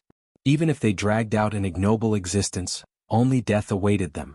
Mu Qinjiao silently peeked at Yu Qianzhou. She had experienced things in the ruins of God, and with a woman's innate intuition, she had a faint feeling. She felt that everything Shui Mingqing had now was given to him by this man. What she had was also given to her, and it was the same for Du Feng and Hui Yunlong. While everyone was enjoying the joy of success, he stood silently at the side. Mu Qinjiao really wanted to walk to his side and accompany him. She wanted to accompany this mysterious and lonely man who came from an unknown place. However, people couldn't live in this world without any face. Furthermore, she was a woman, so she could only silently pay attention. After exchanging greetings, everyone was about to leave when Yu Qianzhou frowned and glanced at Mu Qinjiao. He turned his head and coughed. Brother Yunlong, have you forgotten the promise the 3 sects made when we joined forces? Mu Qinjiao hurriedly waved her hands at the crowd. No need. Our 4 links Chamber of Commerce has already taken advantage of you. We don't dare to be greedy. Yu Qianzhou raised his brows. How can this be called greedy? Didn't we do anything? Although our 4 links Chamber of Commerce is small in number, we still have to agree on what we have agreed upon. Whether we will do it or not, we still have to say something. What's the meaning of leaving without saying a word? In the air, Wan Ling and the 3 elders of the Eternal Ancient Chamber of Commerce looked at each other. Ever since Yu Qianzhou came out, they had been paying attention. Seeing that Yu Qianzhou actually dared to show disrespect to the mythical Flame Palace and the Spirit Cultivation sect, they became more and more curious. Du Feng and Hui Yunlong immediately thought of this and hurriedly ran back with a face full of embarrassment. They cupped their hands in apology. Du Feng smiled bitterly. Brother Yu, don't blame me. It wasn't intentional. I just forgot for a moment. Please wait a moment. Under the curious gazes of the crowd, the 2 of them hurriedly ran back to their father's side and whispered in each other's ears. Du Kairen and Hua Lianqing looked at Yu Qianzhou with surprise. After that, Du Kairen looked at Hua Lianqing and smiled. Each generation is stronger than the previous. Looks like the immortal world is welcoming an era of geniuses. Hua Lianqing nodded. We naturally have to honor our promise. We won't take advantage of this. He waved at Du Kairen. Brother Du, let's go have a drink. Juniors' matters can be left to them. That's what I was thinking. Du Kairen laughed. The 2 of them flashed away. Shui Mingqing whispered a few words to Master Ye. After getting his approval, he walked over and cupped his hands. Brother Yu, Brother Du, Brother Yunlong, Miss Mu, I'll go back with Master first. If there's anything, you can find me at the Skyward Palace's shop. We've gone through life and death together. If there's a chance, let's not be estranged. Master Ye nodded with a faint smile. This disciple's character was not bad, no wonder he had so many friends. He chuckled. Shui Mingqing, what do you mean by these few days? In the future you can invite more friends to our Skyward Palace. Our skyward palace will not neglect our friends. The four of them saluted Master Ye. Many thanks, Senior. Master Ye looked around with a smug expression, then turned into a streak of light and flew away. Shui Mingqing cupped his hands towards them apologetically. He was especially calm and collected as he looked at Yu Qianqiu. The two of them quickly exchanged a few words through voice transmissions before Shui Mingqing flew away. After greeting each other, the three parties headed to the Four Links Chamber of Commerce's shop. Looking at the empty shop, Du Feng and Hui Yunlong subconsciously exchanged a glance. Then they swiftly sorted out the things they had obtained from their trip to the Divine Ruin Realm. According to the previous agreement, they had to split the loot equally, but Mu Qinjiao was adamant. Unable to dissuade Du Feng and Hui Yunlong, the Four Links Chamber of Commerce's share was about 20 billion divine-grade spirit stones. Mu Bing and Nan Tianlong exchanged a glance. They didn't expect the Four Links Chamber of Commerce to join hands with the mythical Fire Palace and spiritual cultivation sect in the Divine Ruin Realm. They didn't expect to obtain so many treasures. From the beginning to the end, Mu Bing was looking at his daughter with a complicated expression.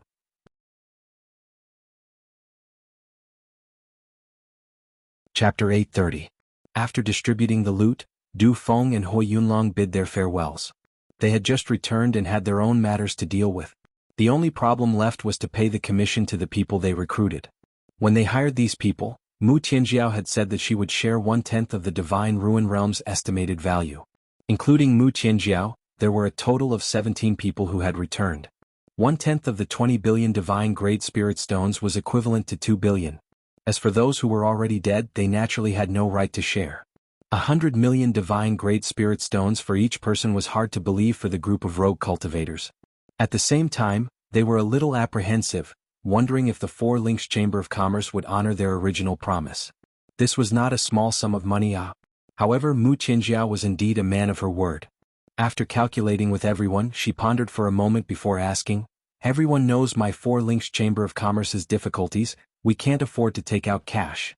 Whether everyone is willing to take out immortal herbs of equal value or wait for the items to be sold, it's up to everyone. I, the Four Links Chamber of Commerce, will not force you." Everyone exchanged glances. Yu Qianqiu stared at them indifferently, saying, "I'm not a greedy person. The fact that I'm able to get so many items this time is entirely due to the mythical Fire Palace and spiritual cultivation sect. I don't want the small change after the items are sold, just give me 100 million divine-grade spirit stones." Under his malicious gaze, everyone's heart skipped a beat. Immediately, someone said meekly, "I'm not greedy either, but I don't want to wait. Can you give me 100 million divine-grade spirit stones now?" Mu Qinjiao looked meaningfully at Yu Qianqiu, then smiled at that person, saying, "No problem." She then picked out an immortal herb of equal market value and handed it to that person. After both parties returned the Jade Archive, that person immediately ran away without looking back.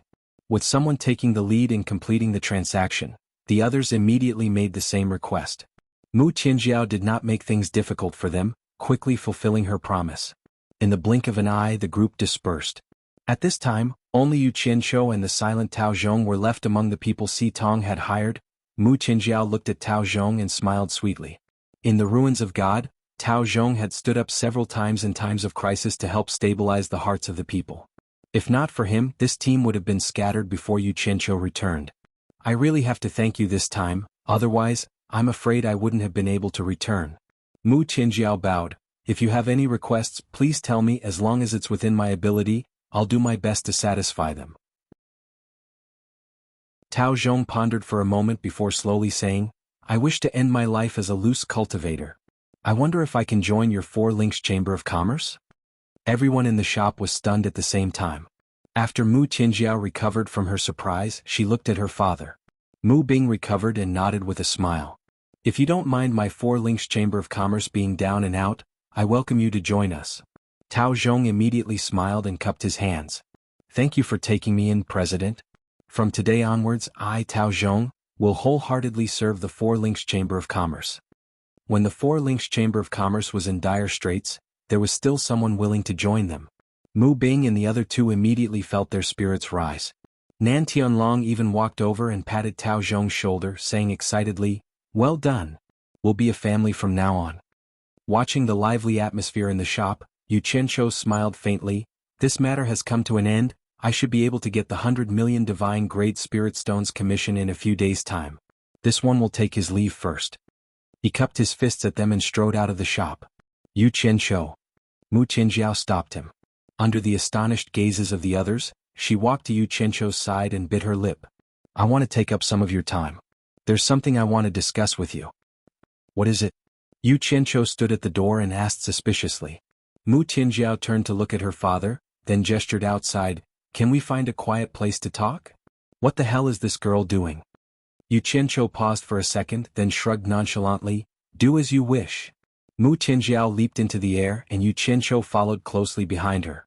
The two of them quickly flew over the spacious plaza filled with rows of shops and entered deep into the boundless undulating stone mountains. Mu Qinjiao only landed on a towering stone mountain when she could no longer see the prosperity behind her and the desolation in front of her. Yu Qianqiu paused in midair, then landed on the stone hill with a puzzled expression. The petite Mu Qinjiao stood silently with her back facing him, her indigo dress fluttering in the wind, her silky hair fluttering in the wind.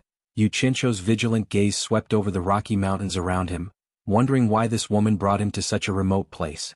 If he was molested, no one would hear him even if he screamed himself hoarse. Chi-chi. Mu Qinjiao, who had turned around, could not help but giggle when she saw him like that. Why are you so cautious? With your ability, are you afraid of me? Yu Qianqiu withdrew his thoughts, coughed and said, Miss Mu, what exactly do you want to talk about? Why do you have to come here to talk? I can see that you are not someone who lacks money. Mu Qinjiao stared at him and asked, Why do you want to help me? Yu Qianqiu was startled and did not know whether to laugh or cry. I don't lack money? Are you kidding me? I am simply too short of money. If not for money, why would I enter the divine ruin realm? Mu Qinjiao smiled and shook her head, saying, Answer me first, why are you helping me? Yu Qianqiu was speechless as he pointed around and said, Miss Mu, don't tell me you dragged me here just to ask this? Don't change the subject, answer me, Mu Qinjiao pressed. Yu Qianqiu touched his forehead and said weakly, All right. First, I did it for money. Second, although I am a kind-hearted person, I did not deliberately help you. I just went with the flow. Mu Qinjiao was silent. After a long time, she stared at him with sparkling eyes and bit her lip. Then what do you think of me? Yu Qianqiu's mouth opened slightly, stunned on the spot. Finally, he realized something. The corner of his mouth twitched and he said with a bitter smile, Miss Mu, I think you may have misunderstood. The reason why I helped you is not because I have any thoughts about you.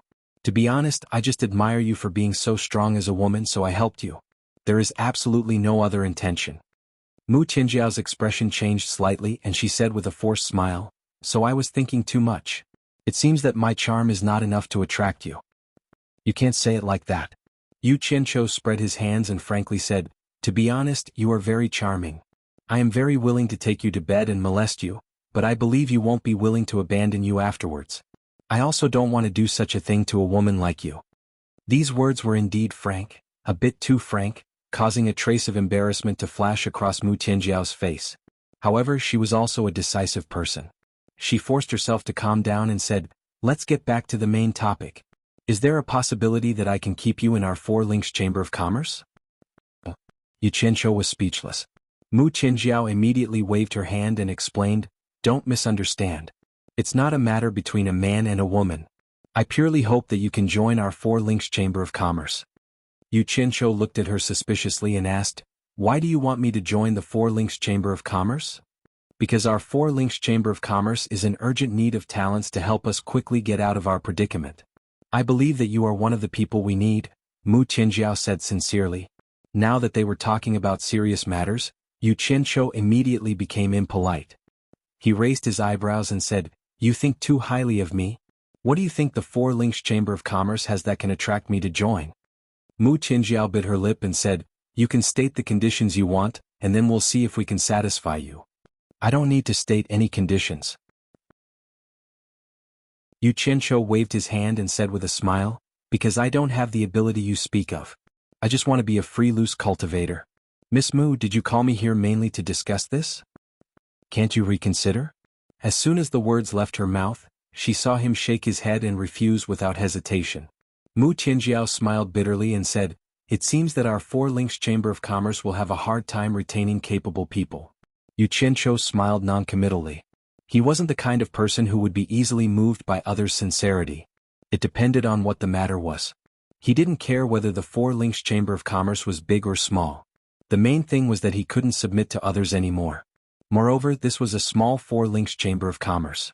This wasn't a platform for him to display his ambitions. Actually, I have a pretty good suggestion.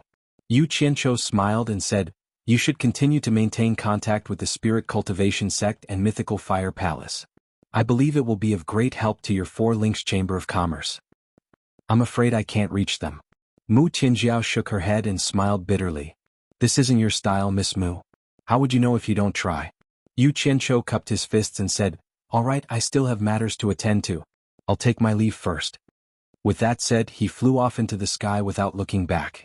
Mu Tianjiao looked at the departing figure and a haggard expression suddenly appeared on her face.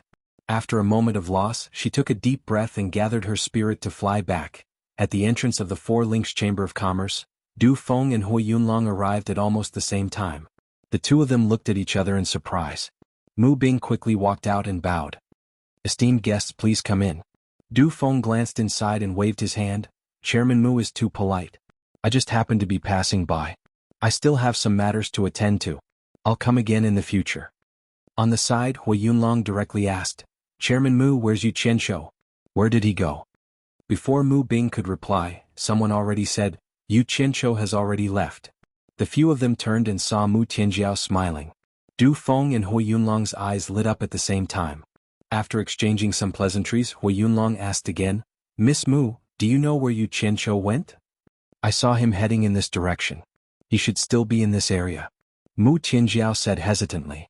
Hui Yunlong looked around and immediately cupped his fists and said, "Then I'll go look for him. I'll take my leave first." With that, he left. Du Feng also cupped his fists and bid farewell. Chapter 831. Watching the two of them leave, Mu Bing asked doubtfully, "Why are they looking for Yu Qianqiu?" The Spirit Cultivation Sect and the Mythical Fire Palace had probably also taken a fancy to him. Mu Tianjiao shook her head with a complicated expression. "Who knows?" The father and daughter walked back into the shop and began to help Nan Tianlong arrange all kinds of immortal herbs. As all kinds of immortal herbs were placed on the shelves, it also attracted people from various sects to stop. The father, daughter, and disciple trio began to welcome the guests with smiles. After the hundreds of thousands of disciples from various sects were gone, the entire square seemed a lot more deserted. There was no longer the bustling crowd before the opening of the Divine Ruin Realm. The Skyward Palace's shop fully displayed the characteristics of the #1 alchemy sect in the immortal world. They sold all kinds of immortal pills and purchased all kinds of immortal herbs. Yu Qianqiu wandered outside the shop for a while. This was the second time he had come to the Skyward Palace's shop.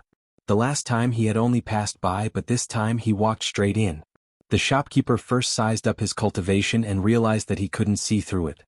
He quickly walked over and asked with a smile, "What immortal pill are you looking for?" "We have all kinds of immortal pills here." "I'm looking for Shui Mingqing." Yu Qianqiu pouted and stared at the few people inside with a smile. Master Ye was talking to a few disciples of the Skyward Palace, and Shui Mingqing was among them. Hearing that someone was looking for Shui Mingqing, the few people inside turned around. The shopkeeper knew that there was nothing for him to do, so he moved aside.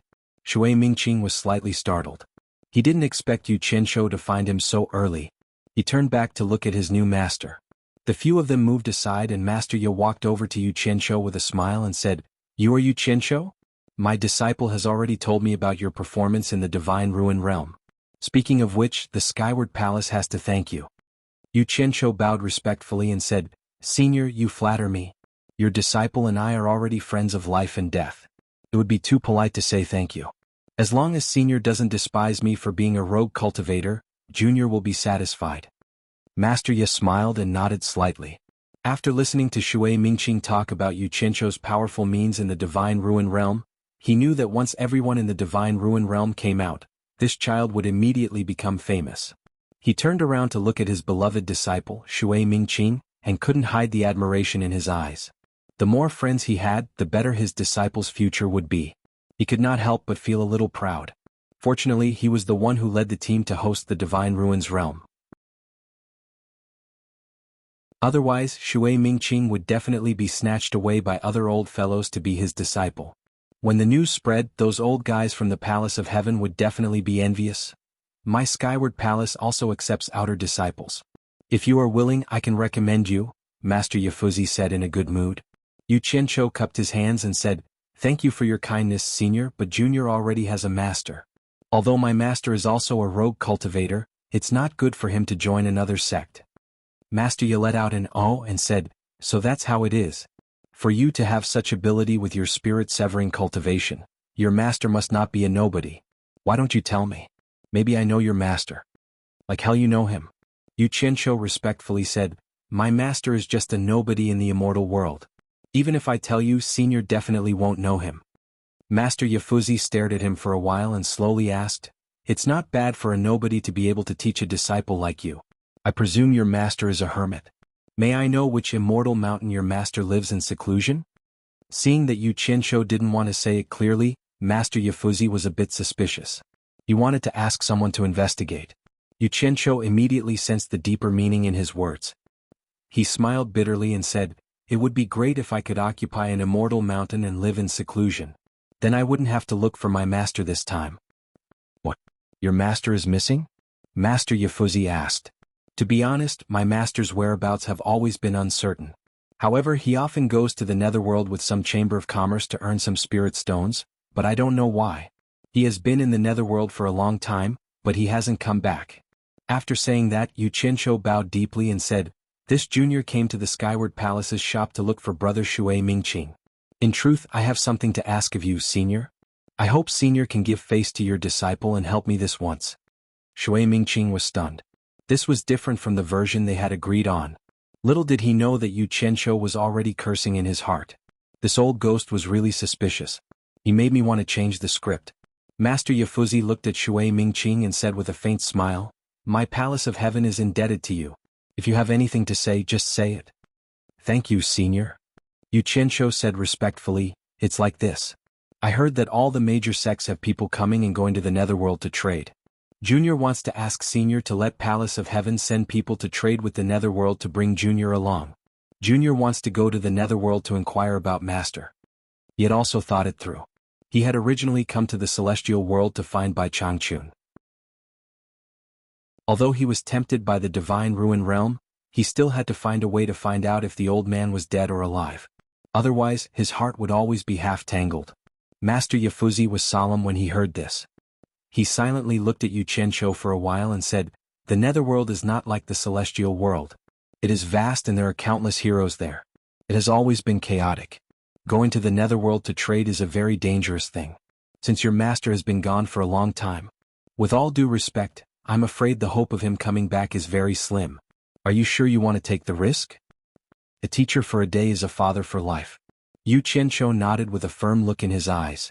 The doubts in Master Yafuzi's heart disappeared. He was a little touched and said, "It seems that your master didn't accept you as a disciple for nothing. However, I'm afraid it's not the time to go to the netherworld. The situation in the netherworld is quite tense. Not only my Palace of Heaven, but even the entire celestial world doesn't have anyone going to trade with the netherworld for the time being. If you want to go to the netherworld, I'm afraid you have to wait until the situation in the netherworld calms down a little." Not only Yu Qianzhou but everyone present looked at each other. They didn't seem to know what he meant. Yu Qianzhou curiously asked, "Did something happen in the netherworld?"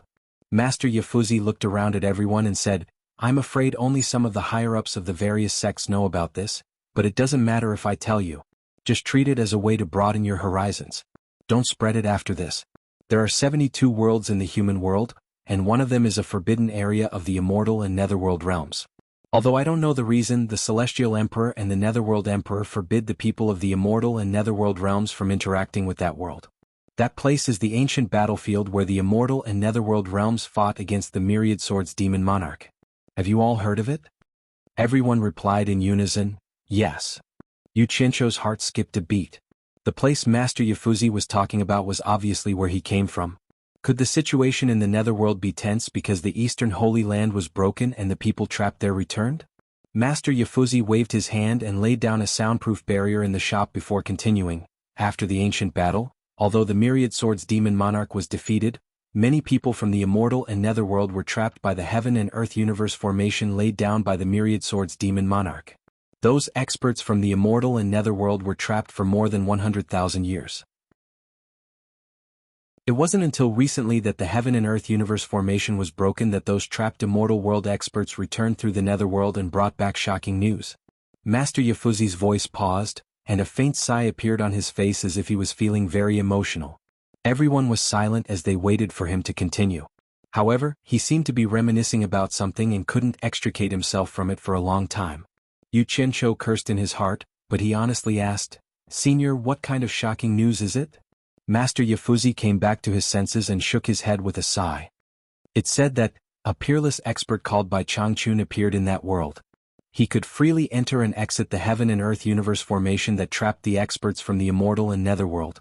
What's more terrifying is that 2 underworld generals and 2 immortal monarchs from the immortal world joined forces, but they weren't a match for him.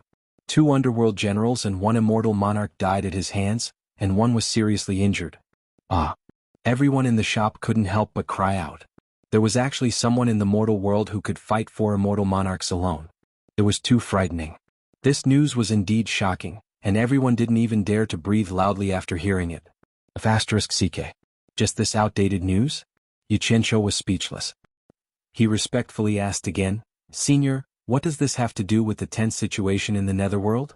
Master Yafuzi looked at him and nodded. "Of course it's related. After that person called by Changchun defeated 2 underworld generals and 2 immortal monarchs, he charged into the netherworld. This time he did something unimaginable. He was simply too daring. He actually charged into the Minghuang mountain and wanted to challenge the netherworld emperor." Everyone couldn't help but gasp. In everyone's eyes, the netherworld emperor was a top-notch expert who was on the same level as the immortal emperor. Someone actually dared to challenge the netherworld emperor? Oh my god. Yu Qianzhou's heart was pounding. His legs were a little weak and the muscles on his face were twitching. He sighed helplessly in his heart. This old fellow really dared to do anything. He was so arrogant that he actually dared to challenge that legendary figure. That was the strongest and most mysterious expert in the entire netherworld. He suddenly thought of how he had lost contact with Bai Changchun. He instantly became nervous.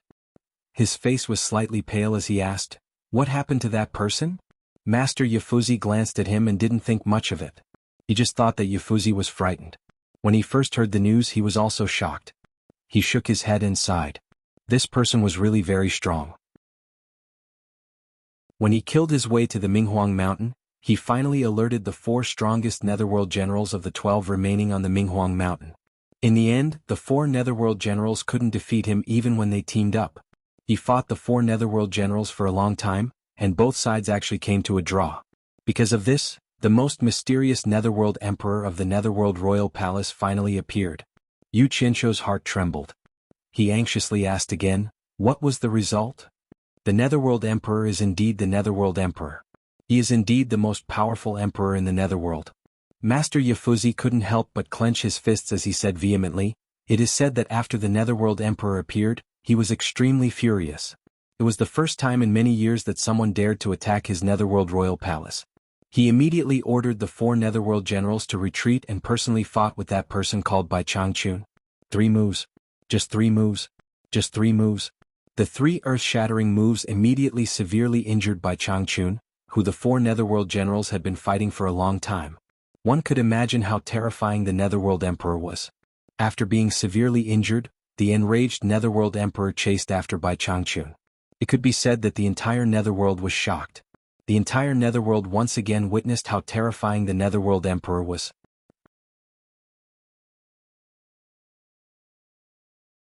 Chapter 832.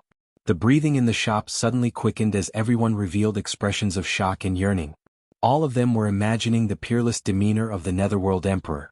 Yu Qianzhou swallowed his saliva to moisten his dry throat and asked with difficulty, "Was Bai Changchun killed by the netherworld emperor?" Master Yafuzi slowly shook his head. If he was really killed, then the situation in the netherworld wouldn't be so tense. That person's methods are truly outstanding. Although he couldn't even withstand 3 moves from the netherworld emperor, he was able to resist the netherworld emperor's pursuit and luckily escaped into the boundless forbidden area of the netherworld. If it wasn't for the mysterious forbidden area of darkness that even the netherworld emperor was wary of and blocked his pursuit, the furious netherworld emperor wouldn't have let him go. Bai Changchun would have died without a doubt. Yu Qianzhou's eyes lit up as he forcefully controlled his excitement and asked in a suppressed voice, "So that means that Bai Changchun didn't die at the hands of the Netherworld Emperor and escaped in the end?" "You can say that," Master Yafuzi muttered, "but whether he's alive or dead is unknown. It is said that Bai Changchun was severely injured by the Netherworld Emperor before he escaped into the mysterious Forbidden Area. In addition, just think about the strangeness of that mysterious place. Even the Netherworld Emperor was forbidden from entering, so there must be something terrifying there that outsiders don't know about. Bai Changchun entered while heavily injured, so his chances of survival are very slim." "Damn it." Yu Qianzhou's mouth twitched and he was speechless. This old fellow had tossed his heart around like a small boat in a raging sea, going up and down. One moment he saw hope and the next moment he destroyed it. It was as easy as blowing soap bubbles. What a joke. Since that person was forced into the mysterious Forbidden Area by the Netherworld Emperor, why is the situation in the Netherworld still so tense? Yu Qianzhou powerlessly asked the question in his heart.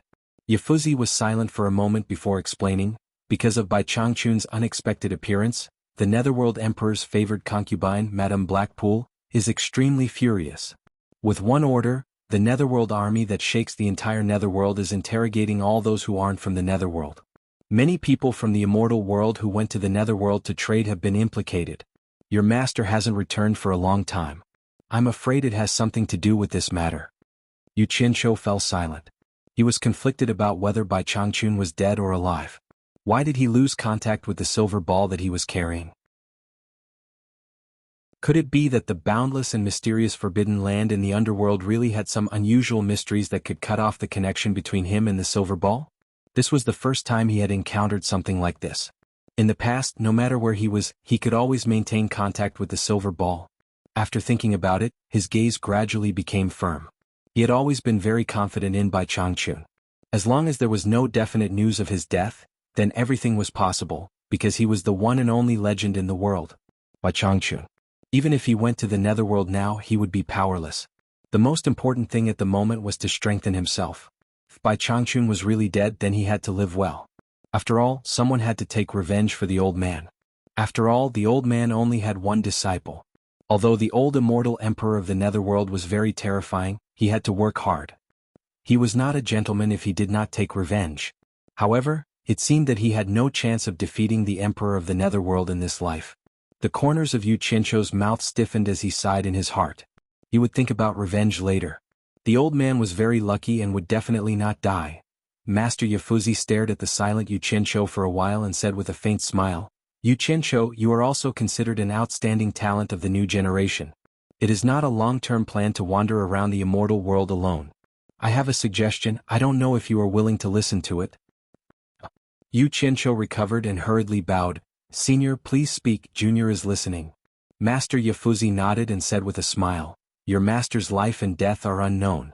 I suggest that you first join my Xiaotian Palace and become an outer disciple of my Xiaotian Palace.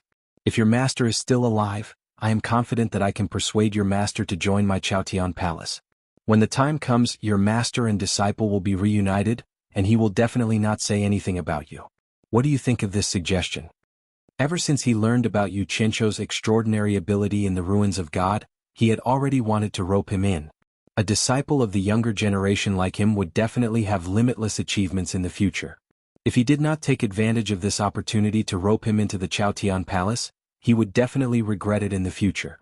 That was why he bowed to Yu Qianzhou with his status as an elder of the Skyward Palace and invited him over and over again.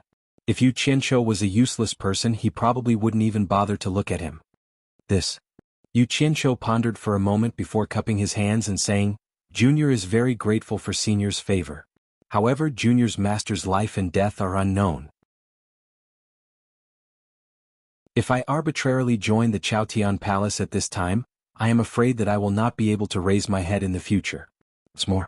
The smile on Master's face turned slightly cold, and his eyes flickered as he said, "What's more?" His tone was also a little heavy. Shui Mingqing looked at the two of them nervously, afraid that his new master would kill Yu Qianzhou if he was unhappy. It should be known that Yu Qianzhou had promised to continue supporting him secretly in the future, which was very important to him. Although he was only a lowly disciple in the Xiaotian Palace before, he knew that the sect was not as peaceful as it seemed on the surface.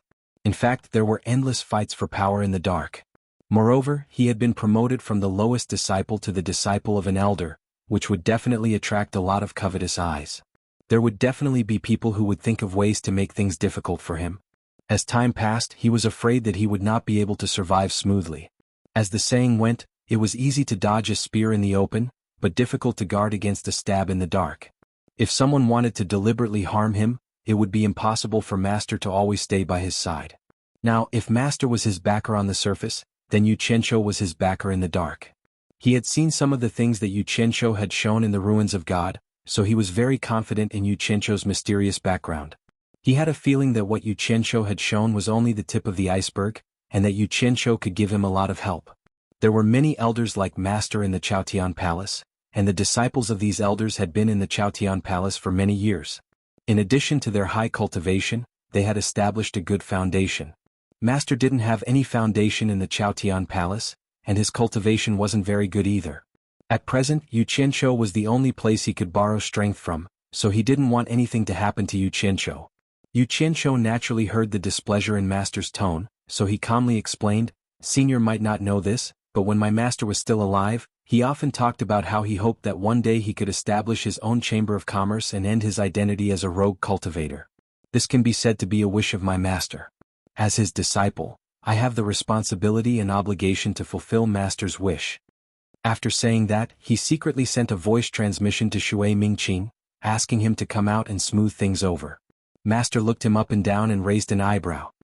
"You mean you want to establish your own chamber of commerce in the immortal world?" "Yes." Xianxia replied with a firm look. Master sneered. "Kid who doesn't know the immensity of heaven and earth, do you know how much it costs to establish a chamber of commerce? Even if you succeed in establishing it as you wish, can you run a chamber of commerce with your cultivation base that hasn't reached the immortal realm? I'm afraid that you won't be able to keep it. Where there's a will, there's a way." Xianxia replied in a sonorous voice. What a shameless boast. As soon as Master finished his sarcastic words, Shui Mingqing stepped forward and bowed to him. "Master, disciple has a suggestion, but I don't know if I should say it." Master was slightly taken aback. He looked at his new disciple and his expression softened. "What good suggestion do you have?" This was a hint for Shui Mingqing to speak. Shui Mingqing immediately said respectfully, "Brother, you saved this disciple's life in the divine ruin realm. This disciple really doesn't want to see a gap between him and our Xuanhuan Palace. This disciple thinks that Master should give him a grace period. For example, give him 3 years. If he can't run a chamber of commerce in 3 years, this disciple is willing to do his best to persuade him to join our Xuanhuan Palace." Master frowned slightly, but Xianxia shouted, "Okay," and solemnly promised, 3 years it is.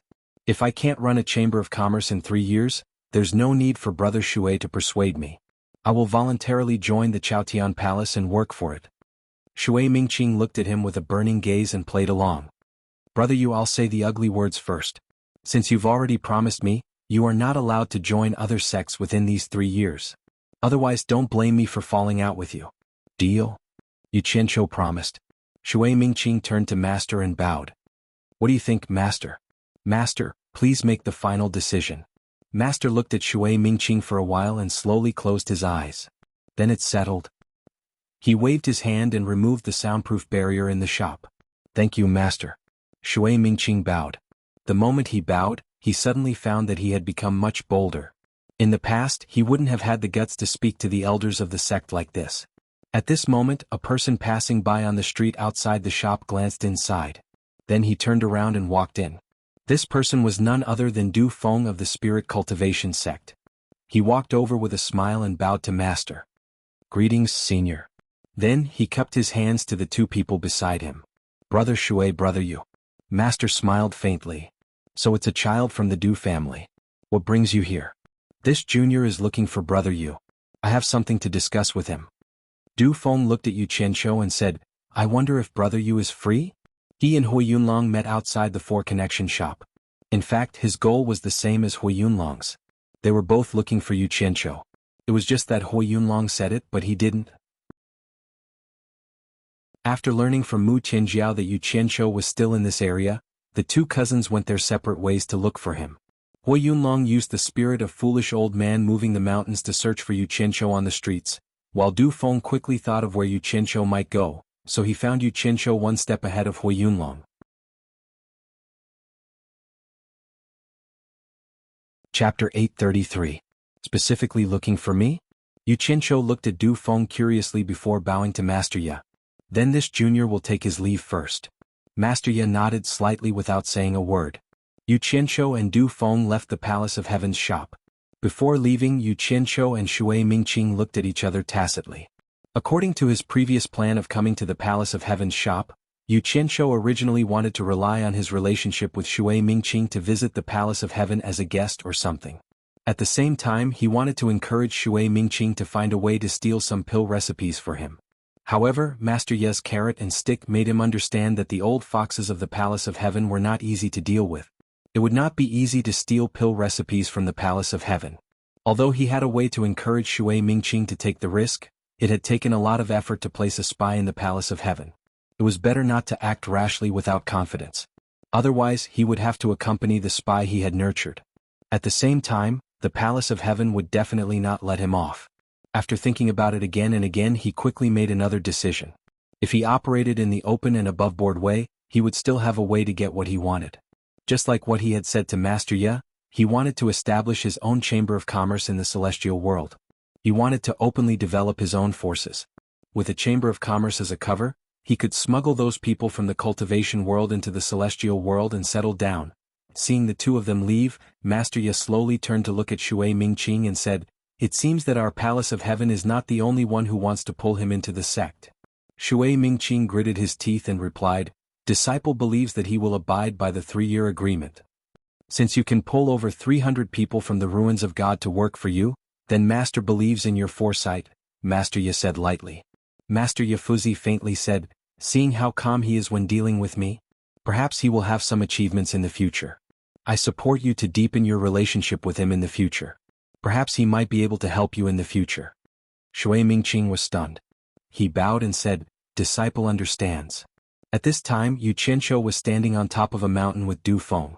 Looking around at the undulating granite mountain range where not even a blade of grass grew, Yu Qianzhou was a little speechless. This guy's actions were similar to Mu Tianjiao's. Could it be that he also wants me to join the spirit cultivation sect? Brother Du, you brought me here. I consider Brother Du a friend. If Brother Du has anything to say, you can say it directly. There's no need to stand on ceremony, Yu Qianzhou said. Brother Yu is a straightforward person. Du Feng first affirmed, then looked at him with a humble face and said with a smile, "I wonder if Brother Yu has any plans after the Divine Ruin Realm gathering?" Yu Qianzhou looked around and asked, "From what Brother Du said, do you have any good suggestions?" I won't beat around the bush so that Brother Yu won't like it." Du Feng turned around and walked to the edge of the mountain. He looked into the distance and said, "You should know that there are many sects in the immortal world with a long history. Each sect has many direct descendants like me and Yunlong. It's because there are too many direct descendants that it's difficult to stand out in the sect. If we don't produce results that everyone is convinced of, even if my father and Yunlong's father is an elder in the sect, it's not easy to forcefully support us." Yu Qianzhou walked to his side and stood side by side with him, admiring the unique mountain scenery. He said with a smile, "Your relationship with Hui Yunlong seems to be not ordinary. Our mothers are blood-related sisters. My mother is his mother's older sister. We are cousins, it's just that our sects are different." Du Feng explained honestly. Yu Qianzhou nodded and said, "So that's how it is. No wonder the relationship between your fathers is not ordinary. You two cousins risked your lives to enter the Divine Ruin Realm together. Is there a reason? Or does it have something to do with the results that everyone is convinced of?" Du Feng nodded and said, "Our age and cultivation are about the same. Both of us have our fathers to rely on in the sect, so it's not difficult for us to raise our cultivation to the immortal realm. What's difficult is to stand out among the many direct descendants, then have a good start and walk to a high position in the sect step by step. After some discussion, our parents spent a lot of money to barely get the position of deputy deacon. But because we haven't made any contributions to the sect, there are many people in both sects who are quite dissatisfied. That's why Yunlong and I went to the Divine Ruin Realm. We were able to come back safe and sound and bring back a lot of things without losing a single person. With our father's help, our positions as deputy deacons should be in the bag." A trace of disdain flashed in Yu Qianzhou's eyes. Needless to say, from the situation in the Divine Ruin Realm, it could be seen that the disciples who accompanied the two into the divine ruin realm were probably carefully selected by Du Kairen and Huo Lianqing to be cannon fodder. At the critical moment, they would definitely protect the two young masters with their lives. If anything happened to the two of them, it was likely that those disciples would die even if they went out. But this was also understandable. Who told them to have a good father? Yu Qianzhou asked indifferently, how high is the position of deputy deacon? How high is the position? Brother Yu, that's an interesting analogy. Du Feng couldn't help but laugh as he looked at him. Fortunately, he was already used to the other party asking retarded questions in the divine ruin realm, so he was already used to it. He immediately replied with a smile, the division of positions in the celestial realm is actually pretty much the same. They are apprentice, disciple, deacon, branch leader, hall master, protector, elder, consecrator, and sect master. Before Shui Mingqing became a disciple of Senior Yafuzi, cultivators like him who were at the soul formation stage and below were collectively referred to as apprentice in the various sections. There are actually many so-called deputy deacons, who are the people who manage the apprentices. Oh, Yu Qianzhou said, so deputy deacons are apprentices who have a little bit of power for the first time. They are still quite a distance from the real deacons. The major sects in the celestial realm have been established for many years, so they naturally have a set of rules. They can't be accomplished overnight. Basically, they progress step by step. Otherwise, with so many people in each sect, it will be easy for things to get messy. Du Feng shook his head and smiled bitterly. Although it's just a small deputy deacon, I've already told Brother Yu before that there are many direct descendants in each sect, so everyone's eyes are on each other. A small deputy deacon can be given to a person with no background, but no one is willing to fall into the hands of someone with a background. This is because a person without a background will only be a deputy deacon if they become a deputy deacon, but it's different for those with a background. They have a bright future, which is the starting point for them to rise up. I'm sure Brother Yu already understands what I mean. I thought that direct descendants like you who have a backer would have a very comfortable life, but it seems that the internal strife between the various sects is very fierce. Yu Qianzhou chuckled. In each sect, the higher up you go, the fewer positions there are. For people of the same generation, if you fall one step behind, it's very likely that you will fall behind, and in the end, you will be suppressed by others for the rest of your life. An immortal cultivator's life is endless, and no one is willing to be suppressed by others for the rest of their life. In a sect, you don't have a choice. You may not be the only one being suppressed. Even your future children and grandchildren will be implicated, so it's inevitable that you will fight in the dark. Du Feng sighed. TSK. You can imagine that behind the scenes of these famous sects, it's not as simple as fighting each other. Maybe it's a fight to the death. Yu Qianzhou suddenly said strangely, do the founding masters of your sects just sit back and watch their children kill each other? Don't they come out and do something? Du Feng tilted his head and looked at him. He slowly said word by word, a sect can't rely on one founding master to maintain its normal operation. It might be possible in the short term, but it won't last long. In any big sect, good and bad are intermingled and good and bad are mixed together. If you want a sect to last, you need a large number of elite disciples to support it. In a big sect, if you can't even win the fight for the top position, how can you be considered an elite disciple? On the other hand, if you can stand out in a big sect, you definitely won't be useless. Survival of the fittest. Yu Qianzhou softly muttered. He frowned and seemed to be thinking about something. After a while, he asked suspiciously, Brother Du, you've said so much, but I don't understand what it has to do with me. What does it have to do with you looking for me? Yes. Du Feng turned to face him and said with a sincere look, other than the apprentices in charge of the deputy deacon, they are also allowed to develop a certain proportion of outer disciples. Of course, those with a high cultivation level are not people who can develop at my level. These people are the foundation of the deputy deacon's achievements. Once I become a deputy deacon, my father can only use his power from the top. He can't send people to help me openly because everyone's eyes are on me. If I can achieve outstanding results as a deputy deacon, when my cultivation level breaks through to the immortal realm and becomes a disciple, my father is confident that he can fight for the position of deacon for me. If everyone works together, we can improve one level at a time. After talking for a long time, I finally understand what you mean. Yu Qianzhou rubbed his chin and said, if I'm not wrong, you want to develop me as an outer disciple after you become a deputy deacon? That's right. I've seen Brother Yu's ability with my own eyes. I'm afraid that no cultivator below the immortal realm is a match for you. If I have Brother Yu's help in a situation where everyone has the same level of competition, I'm already half a step ahead. Du Feng couldn't hold back his excitement, speaking out his final thought. Halfway through his excitement, he noticed that Yu Qianzhou's face showed a lack of interest, as if he wasn't the least bit interested. Du Feng suddenly came to a realization. Brother Yu, don't misunderstand, I absolutely have no intention of controlling you. Developing you as an outer disciple is to prevent people from gossiping in our spirit cultivation sect. You and I are still brothers. Once I achieve enough results, if you no longer want to stay in the spirit cultivation sect, us father and son have the ability to return your freedom. At the same time, my father will give you 10 billion divine great spirit stones as a reward. Brother Yu, what do you think?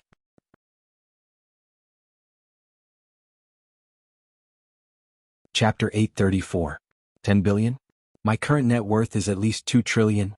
Yu Qianzhou muttered in his heart for a while. He raised his hand and patted Du Feng's shoulder, then turned around with his hands behind his back. He shook his head and smiled bitterly. Brother Du, I appreciate your kindness, but I really can't help you with this. To tell you the truth, Brother Du, Elder Yafuzi tried to persuade me to join the ranks of the outer disciples of the Skyward Palace. Du Feng was taken aback. He then remembered that Shui Mingqing had experienced the Divine Ruin Realm and had a good relationship with Yu Qianzhou. It was not difficult for Yafuzi to understand that Yafuzi wanted to rope him in. After all, everyone wanted to recruit talents. He frowned and asked, Brother, you agreed? No. Yu Qianzhou turned around and shook his head. I rejected him, which made Elder Yafuzi unhappy. Fortunately, Brother Shui came forward to smooth things over. Otherwise, I'm afraid I won't be able to leave Skyward Palace's shop. Du Feng's eyes were filled with confusion. He slowly asked, since Brother Yu has already rejected me, why won't he help me? Is it because the money is too little?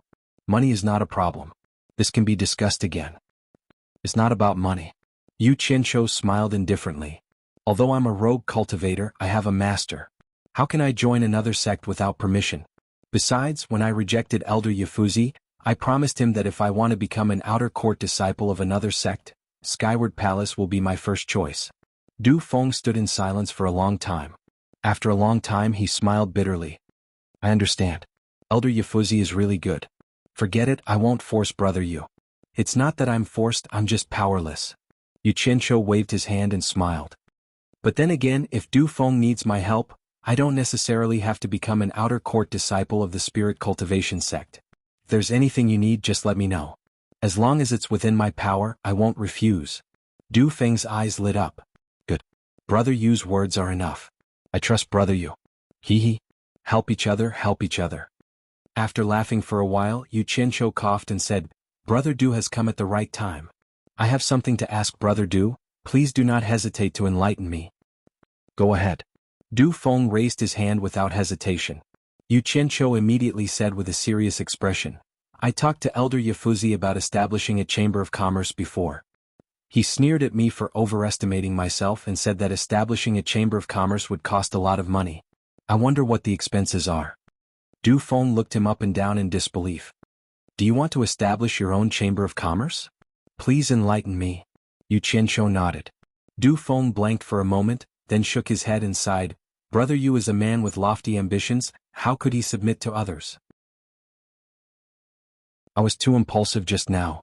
Speaking of establishing a chamber of commerce, it does cost a lot of money. Just obtaining the recognition from the Chamber of Commerce Alliance requires 10 billion divine grade spirit stones to register, and this is the cheapest way to do it. Yu Qianzhou was dazed for a second. I still need to register? Just the registration cost 10 billion divine grade spirit stones, so expensive? Could it be that there are different levels of registration? Du Feng looked at Huang Xiaolong as if he was looking at a monster. He paused briefly before explaining, if you spend 10 billion divine grade spirit stones to register, you can only obtain the permission to operate one type of business.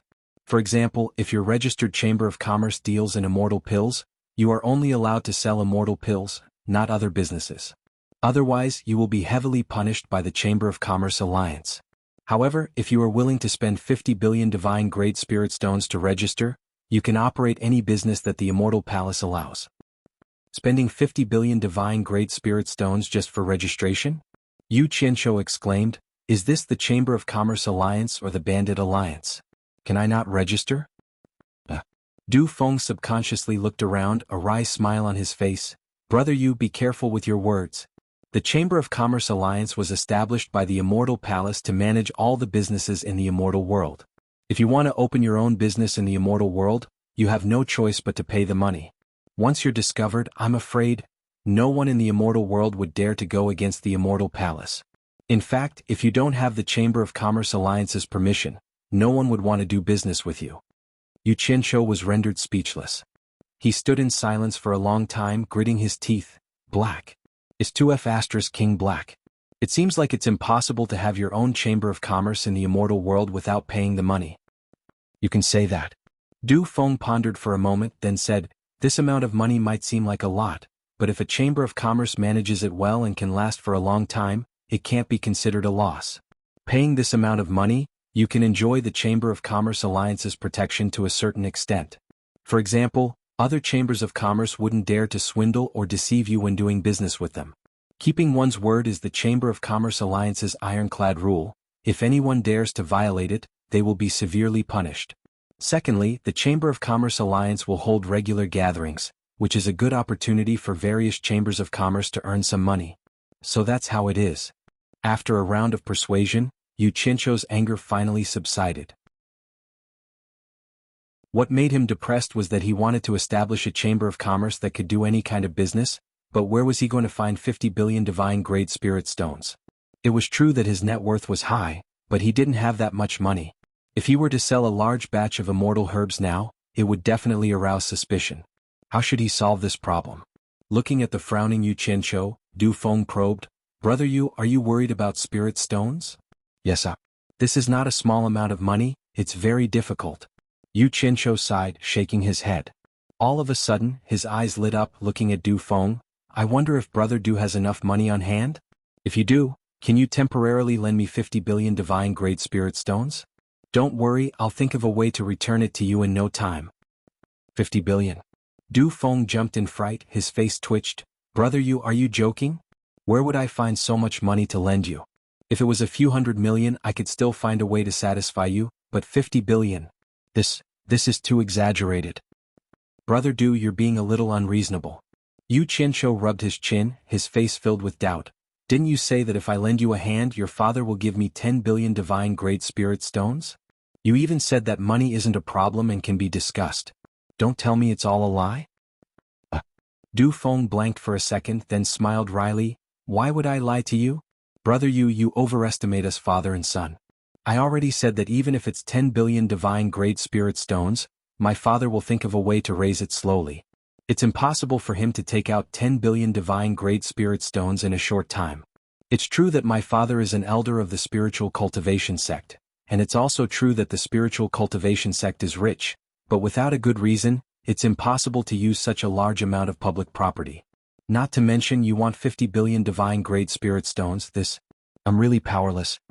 Forget it, don't say any more, I'll think of another way. Xianxia waved his hand weakly, walking to the edge of the mountain and sitting down. He closed his eyes and fell into deep thought, his entire being listless. Just like this, the two of them stood there in a deadlock for a long time. Du Feng strolled on the top of the mountain, looking at the surrounding scenery over and over again, until he had engraved all the surrounding terrain into his mind. He felt a little uncomfortable, so he walked behind Xianxia and coughed. Brother Yu, we can think of a way slowly, there's no rush, let's go back first. Go back? Xianxia raised his head and looked around, facing the mountain wind. He muttered, Go back where? Where can I go? Is this my home? My home is in a very, very far away place, too far away. Although I've always wanted to go back, I can't even find the way home. How do you want me to go back? I'm like a migratory bird that's searching for its final home. I've been trying my best to fly, but I'm not even as good as a migratory bird.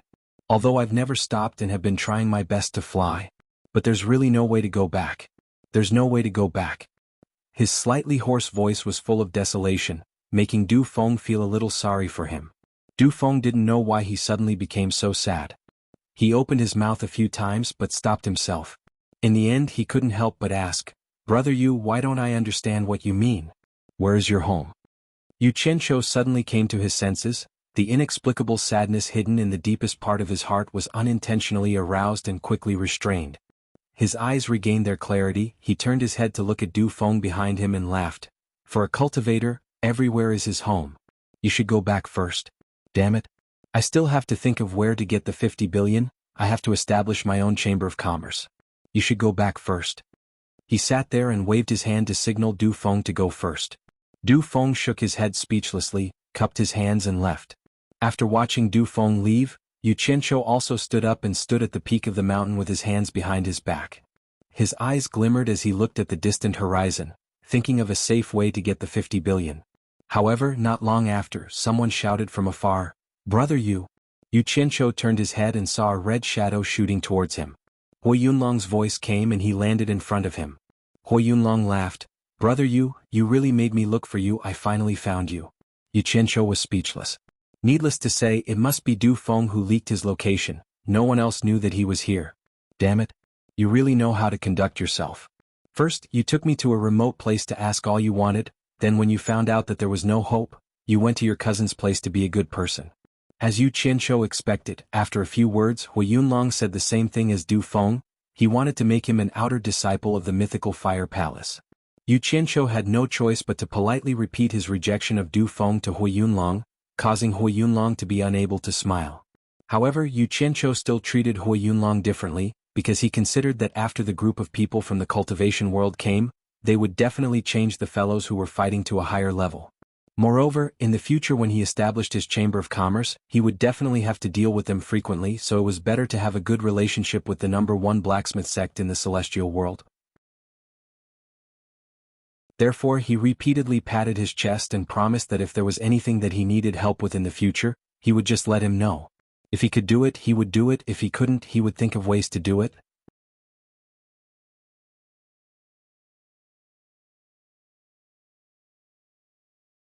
After that, no one knew what happened, but Du Feng also went to the mythical fire palace's shop every day, using the excuse that he wanted to have fun together to hitch a ride to the Four Links Merchant Guild's shop every day.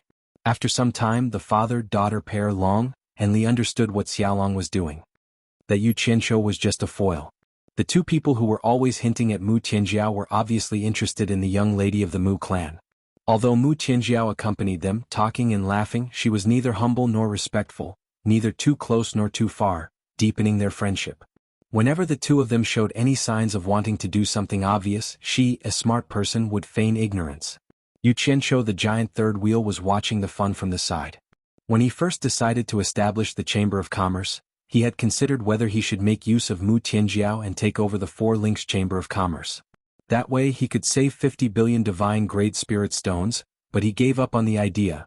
If he had to establish his own Chamber of Commerce in the immortal world, then the name wouldn't be the Four Links Chamber of Commerce, but the famous Under the Heavens Trading House.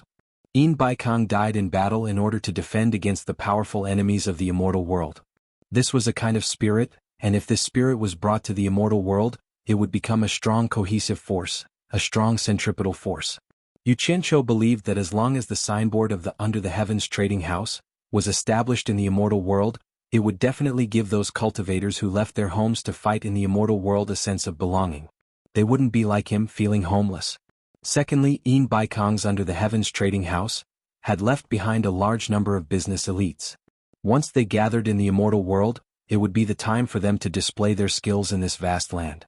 At that time he wouldn't need to worry about anything, he only needed to grasp the direction behind the scenes. Presumably they would also be very willing to let the Under the Heavens Trading House flourish everywhere in the immortal world, especially Xikongju and Jingyuankong. This was called walking the dignified path of a king, winning over the hearts of the people.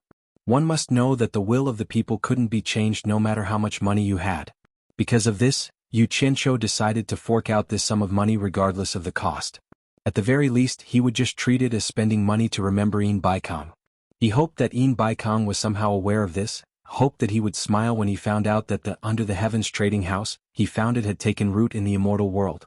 Thinking about it this way, Xianxia felt that this sum of money was well spent. Wan Gutong's shop in the innermost compartment.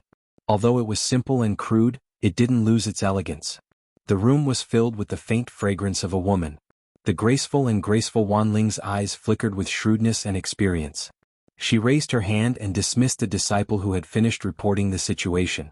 With light steps, she took out a jade archive from the shelf on the side and stroked it in her hand. Her eyes flickered as she pondered quietly. Beside her, Mu Wan, Mu Gu and Mu Tong exchanged glances. Although they bore the title of elder in reality, they didn't care about anything within the sect. They were wandering cultivators, and the three Mu brothers that Wan Gu Tong's sect master, Wan Bushing, had saved a long time ago.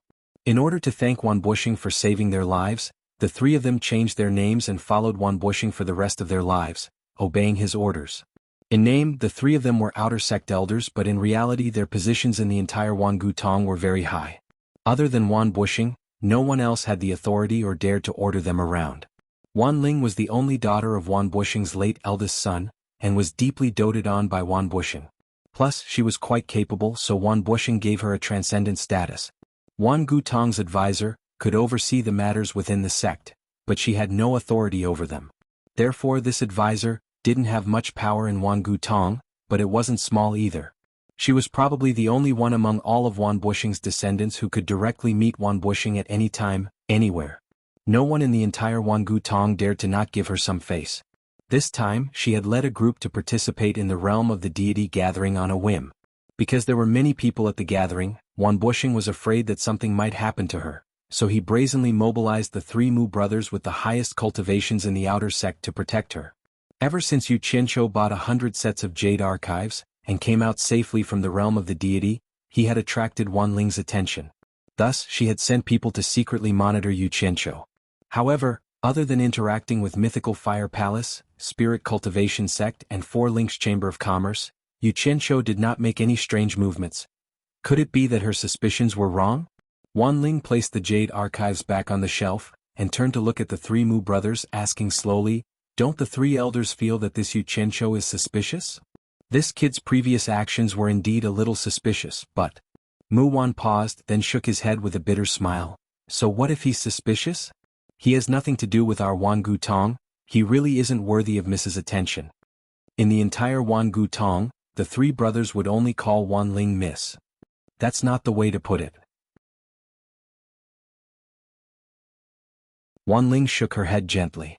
The soft light emitted by the fluorite hanging above her reflected a hazy brilliance on her plump forehead and her straight nose, which made her beautiful and generous look even more tempting to make men want to kiss her. Wan Ling's gaze deepened as she said, "If he had spent more money on other things I might not have cared. But he just had to buy 100 sets of jade archives to bring into the realm of the deity. This can't help but make others suspicious of his actions. He actually brought so many sets of jade archives into the realm of the deity?" "Miss, stop thinking about it." Mu Tong waved his hand and said, "If Miss is worried that he will do something detrimental to our Wan Gu Tong, I will find a suitable opportunity to kill him and end all troubles once and for all. You don't have to worry about anything anymore." Wan Ling immediately rolled her eyes and said, "What if he's just a pawn?" Mu Tong was taken aback, then said unwillingly, "Then I will capture him and interrogate him. I don't believe I won't be able to find out who the mastermind is." "Old Third, don't talk nonsense." Mu Wan stopped him, looked at Wan Ling and said hesitantly, "Miss, are you suspecting that he has gained a lot in the realm of the deity?" Wan Ling smiled and said, "It's still the great elder who understands me, whether it's him or the person behind him. If he really has gained a lot in the realm of the deity, I can't find a reason not to get a share. What do you guys think?" The eyes of the three lit up. They all knew that Wan Ling had been strange since she was young. If an ordinary person was targeted by her, she would probably eat them up until not even their bones were left. The three of them were already bored, and it wasn't the first time they had accompanied Wan Ling to do something like this. It was always quite interesting. At this time there was a faint commotion outside. They looked at each other and Wan Ling frowned slightly. "Looking at the time, the realm of the deity will close in 1 or 2 days. It seems they should all come out." As her voice fell, the four of them flashed out of the small room at the same time, turning into streams of light and flying out of the shop. In the air above the entrance of the realm of the deity, tens of thousands of people had gathered. Pairs of eyes filled with anticipation stared at the white light in the cave. This meant that someone had already entered the passage out of the realm of the deity. When Yu Qianzhou, who was strolling on the street, saw that there was a show to watch, he immediately left Du Feng and Hui Yunlong, who had yet to react, and took up a good spot in the air. By the time Du Feng and Hui Yunlong reacted, streams of light had already blocked the front row of seats that were allowed to stay in the air above the entrance of the realm of the deity. The two of them did not have the qualifications to fight with a group of seniors for a spot, so they could only stand outside the human wall. Xianxia smiled as he stared at the entrance of the cave. He wanted to see how many people would be able to come back in one piece after such a commotion. After waiting for a while, he saw that the white light in the cave was still swallowing. He couldn't help but look to both sides, only to discover that Du Feng and Hui Yunlong were not by his side. Especially the people standing on both sides of him, they were all coldly sizing him up. You're tuning in to this Sword Dance in the Vast Sky YouTube channel. Don't forget to subscribe and join us on this journey to catch the most captivating stories.